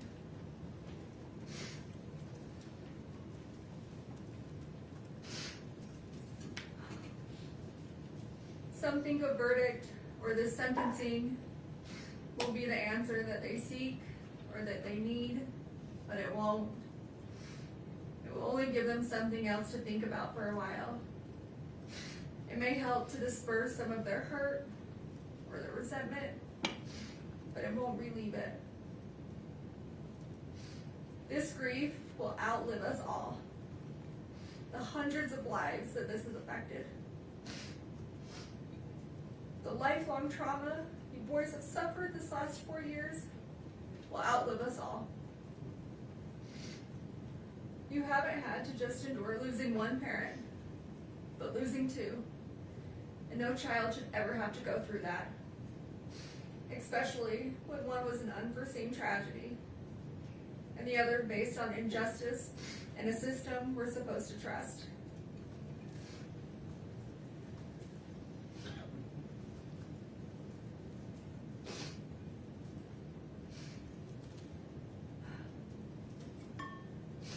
Your dad's memory will always be the kind that's a physical hurt, the tightening in your chest when you think of him, particularly on days like today, his birthday, because he was so loved that no verdict or sentence will ever be able to release that kind of suffering.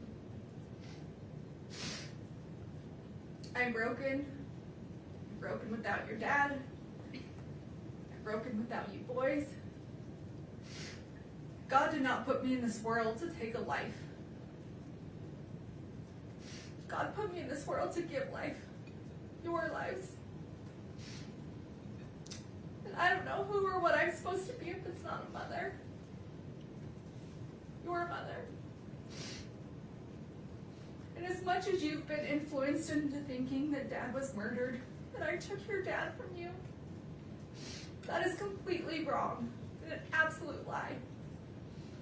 And the thought of that is still as absurd today as it was 4 years ago. And just because someone may not be perfect, that's a far reach for them to be capable of murder. To kill someone, our someone.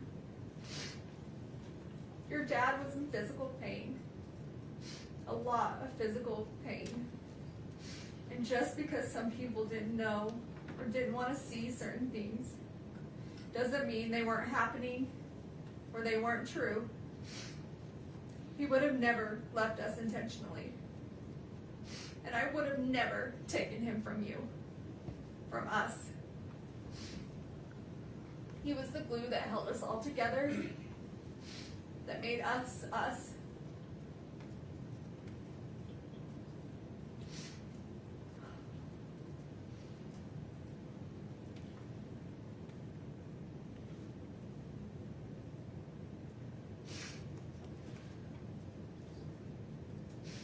Every little boy needs their father.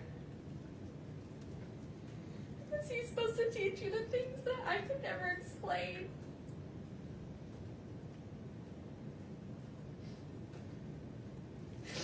He's supposed to teach you and do things with you that only a dad can do.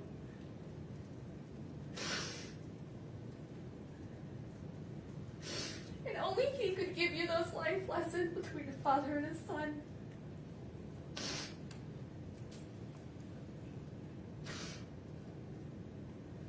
I would have never taken that from you boys. I know how much you need him, how much you loved him.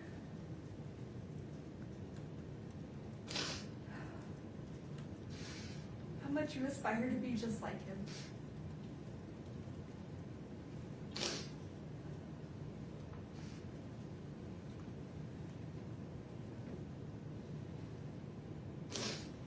And I would have never taken that from you.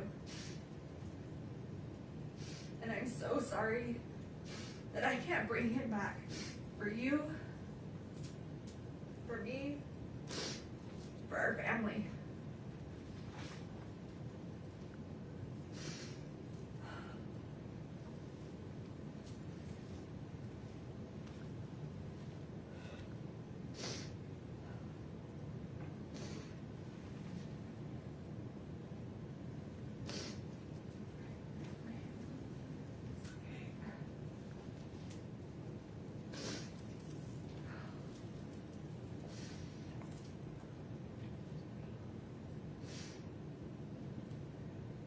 I can beat myself up all day about how I could have been a better person or made better personal choices. And I can understand and accept you boys being upset about those things. But murder? No, absolutely not. I will not accept that. And I will not be blamed for something I did not do. I will appeal and fight these charges no matter how long it takes. Not because I have anything to prove to this court, to the state, to the Richins family, or to the world. But I do have something to prove to you three. I do care what you boys think, and I need you boys to know the truth. And because of that, I will never quit or give up on this fight for justice, the truth, and coming home to you. So please, I know that right now you may not believe me, that you believe I took Dad from you, and that's okay. I still and will always love you, and I'm asking that you please just don't give up on me. I'm coming home, not today, not this year, but we're going to make this right. Our justice system will get this right, although this courtroom can't seem to. We have a long road ahead, but I will never quit fighting my way home to you boys. I love you more than these words could ever express. I loved you before I ever met you. And I will love you long after I'm not here to say it. And every minute of every day, I miss you boys more and more.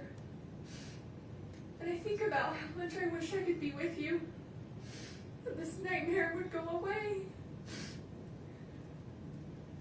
and we could have our family back. This entire situation isn't fair to anyone, but it's especially not fair to you three. And you boys are all that matters. I want to remind you just how strong you are, that you are loved by so many, and I am beyond proud of you, of everything you have overcome, everything you have achieved, and how much you bring into this world.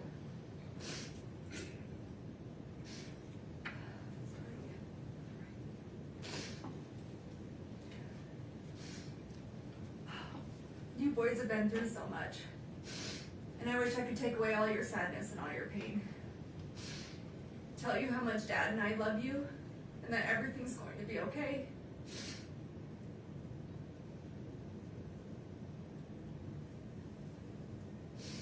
I wish I could count the freckles in your little cheeks.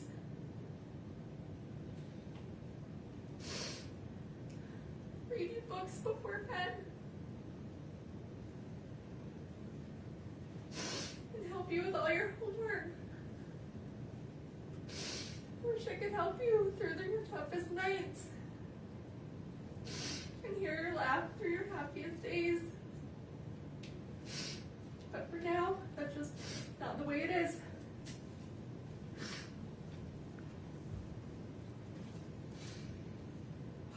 We have to be strong. We have to remember that our strength grows in these moments. We don't think we can go on. But we keep going on anyway, because we have to push through these hard days. Because in the end, at the end of this war, it will be so worth it.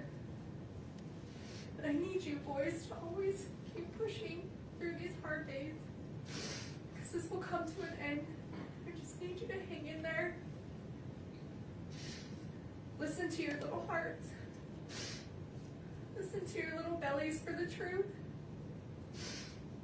Before you were told who to be and what to believe,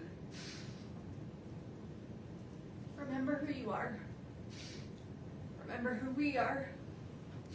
Remember our family. I will continue to call you every day, even if my calls are blocked. Just so you know that I'm here. I've always been here, and I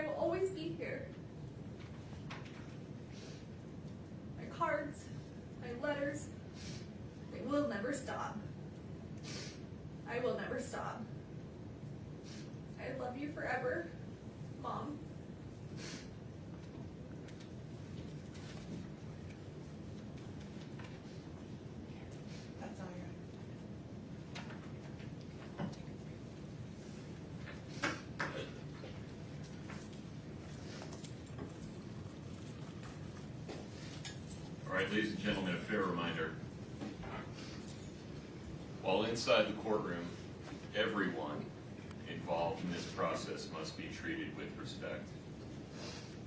We cannot have any outward reactions inside the courtroom. If any of you feel overcome with emotion, frustration, anger, whatever, of any kind, please remember just to look down. Keep your hands folded in your lap. The court has considered the following information: the evidence, information, arguments, and recommendations provided by counsel on the record today, the victim impact statements and other statements made on the record today regarding the appropriate sentence, and the pre-sentence investigation report as corrected on the record today, including the numerous statements attached to it. In addition, the court has considered each of the factors set forth in Utah Code 76-3-201 subsection 2B and has prioritized those factors as required by section 201-2C. Having considered the gravity and circumstances of the offenses for which Ms. Richins has been convicted, the number of victims, and available information regarding the history, character, and rehabilitative needs of the defendant, the court hereby orders that the sentences on counts 2 through 5 shall run consecutively to each other and to the sentence imposed on count 1. Moreover, the court exercises its discretion and chooses to impose no fines related to any sentence in this case. The court addresses the 5 counts on which Ms. Richins was convicted in reverse order. Ms. Richins, based on your conviction on count 5, third-degree felony forgery, the court hereby sentences you to an indeterminate prison term not to exceed 5 years. Based on your conviction on count 4, second-degree felony insurance fraud, the court hereby sentences you to an indeterminate prison term of not less than 1 and not more than 15 years. Based on your conviction on count 3, second-degree felony insurance fraud, the court hereby sentences you to an indeterminate prison term of not less than 1 and not more than 15 years. Based on your conviction on count 2, first-degree felony attempted aggravated murder, the court hereby sentences you to an indeterminate prison term of not less than 5 years, and that may be for life. Which brings us to the final issue, the appropriate sentence for count 1. Under Utah Code 76-3-207.7, there are only 2 options: an indeterminate prison term of not less than 25 years, and that may be for life, or life in prison without parole. And the law requires that the court consider each option.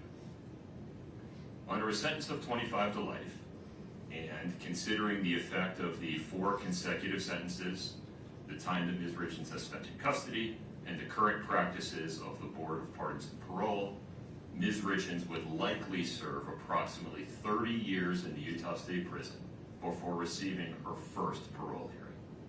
By that time, she would be 66 years old. Under a sentence of life in prison without parole, Ms. Richins would be in prison for the rest of her natural life, unless the Board of Pardons and Parole determines by clear and convincing evidence at some future point that she is permanently incapable of being a threat to the safety of society, at which time the board would have the authority to release her. Under either scenario, Ms. Richins will be incapacitated, meaning structurally prevented from harming anyone outside the Utah State prison system for at least the next 3 decades, and perhaps much longer. But the potential impact on the survivors of the tragedy created by Kouri Richins, most importantly, Eric Richins' 3 sons, is more difficult to predict. On one hand, if the court sentences Ms. Richins to life without parole, one or more of those young men may come to resent that the court eliminated any opportunity they might have in the future, decades into the future, to express an opinion as adults with substantial life experience about whether their mother should, for example, be allowed to die with dignity. On the other hand, if the court sentences Ms. Richins to 25 to life, one or more of those young men may spend the next 30 years questioning why the court failed to protect them from the prospect of the person who murdered their father being released from prison at some time in the distant future, perhaps when they have families and children of their own. The court's contemplation of how those young men may come to feel about today's decision some 30 years from now comes from a place of genuine concern for them and humility regarding the court's inability to predict the future. Sitting here today, it is simply not possible for anyone, not even those young men, to know how their view of this case may evolve over the next several decades. My hope is that every person affected by Eric Richins' death will, over time, find their way to a state of peace. As for today, the court's duty is to make a decision, a weighty, long-lasting decision based on the best information available today. And the bottom line is this: Kouri Richins was convicted unanimously and beyond a reasonable doubt of attempting to murder Eric Richins, her husband, and the father of their 3 children. And then, having failed in her first effort of spending the next 17 days not changing course, but doubling down, preparing to try again, and ultimately completing the act through the administration of poison. And for what? Money. All for pecuniary gain. A person convicted of committing that sequence of acts in that way and for that reason, and who causes the absolute tragedy that has befallen Eric Richins' sons and family. A person convicted of those things is simply too dangerous to ever be free. Accordingly, Ms. Richins, based on your conviction on count 1, first-degree felony aggravated murder, the court hereby sentences you to life without parole. You have the right to an appeal. You must file a notice of appeal within 30 days. You have the right to be represented by counsel on appeal. Mr. Bloodworth, anything further? No, Your Honor. Ms. Lewis, Ms. Nestor. Your Honor, we anticipate filing a motion for new trial and would like a date set. We have a substantial record in this case. We will file a notice of appeal of the conviction and the sentence and ask that everything be stayed pending the motion for new trial, as we're entitled to do under Rule 4B. Excuse me, but we think we need sufficient time to file a motion for new trial based on the substantial record that exists in this case, longer than the typical 14 days, because this is not only the trial itself, but the years of litigation and motion practice that preceded the trial. We were hoping that we could get an agreed deadline of 90 days to file a motion for new trial, mainly because for half of June I'm out of the country and for half of July Ms. Lewis is out of the country. Normally we would ask for 60, but there's going to be a month in there where both of us aren't available. So we're asking for 90 days. All right, Mr. Bloodworth. Your Honor, the state objects. The rule provides for 14 days. You can't imagine this is a decision that was made today, I think. Council's had the last 53 days to prepare the motion, 14 days pursuant to the rule. I appreciate that it's a lengthy record in this case, but the issues available for the trial are fairly narrow. The state recommends the 14-day entire period as provided by. There is one other thing, Your Honor, on that, as to why we need the extra time. So we have asked the county to retain an expert to assist to do a declaration for attached to our motion for new trial. And it's going to require us to go before a separate entity to decide whether that funding is approved, and that just takes time. So that's another issue we need.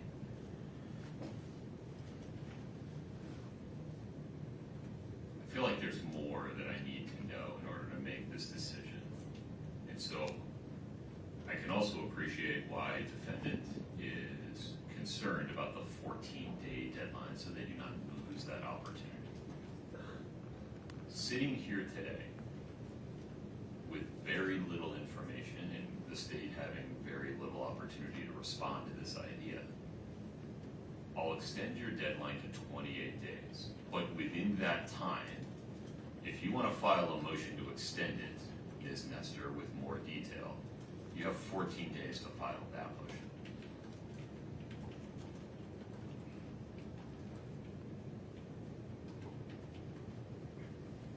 Your Honor, can I ask for clarification? So the court. 14 days from now, they have an opportunity. They have a deadline to file a motion to extend the 28-day deadline. If they don't, it's 28 days. Gotcha. I acknowledge that that 28-day deadline may cause practical difficulties for the state's team, and if I need to extend the state's response deadline, I will certainly give that fair consideration. Understood. Ms. Nestor, Ms. Lewis, anything else today? No, sir. Ms. Richins, you are hereby committed to the Utah State Prison and remanded to the custody of the Department of Corrections. This court is in recess. Please follow the deputy's instructions. We're off the record.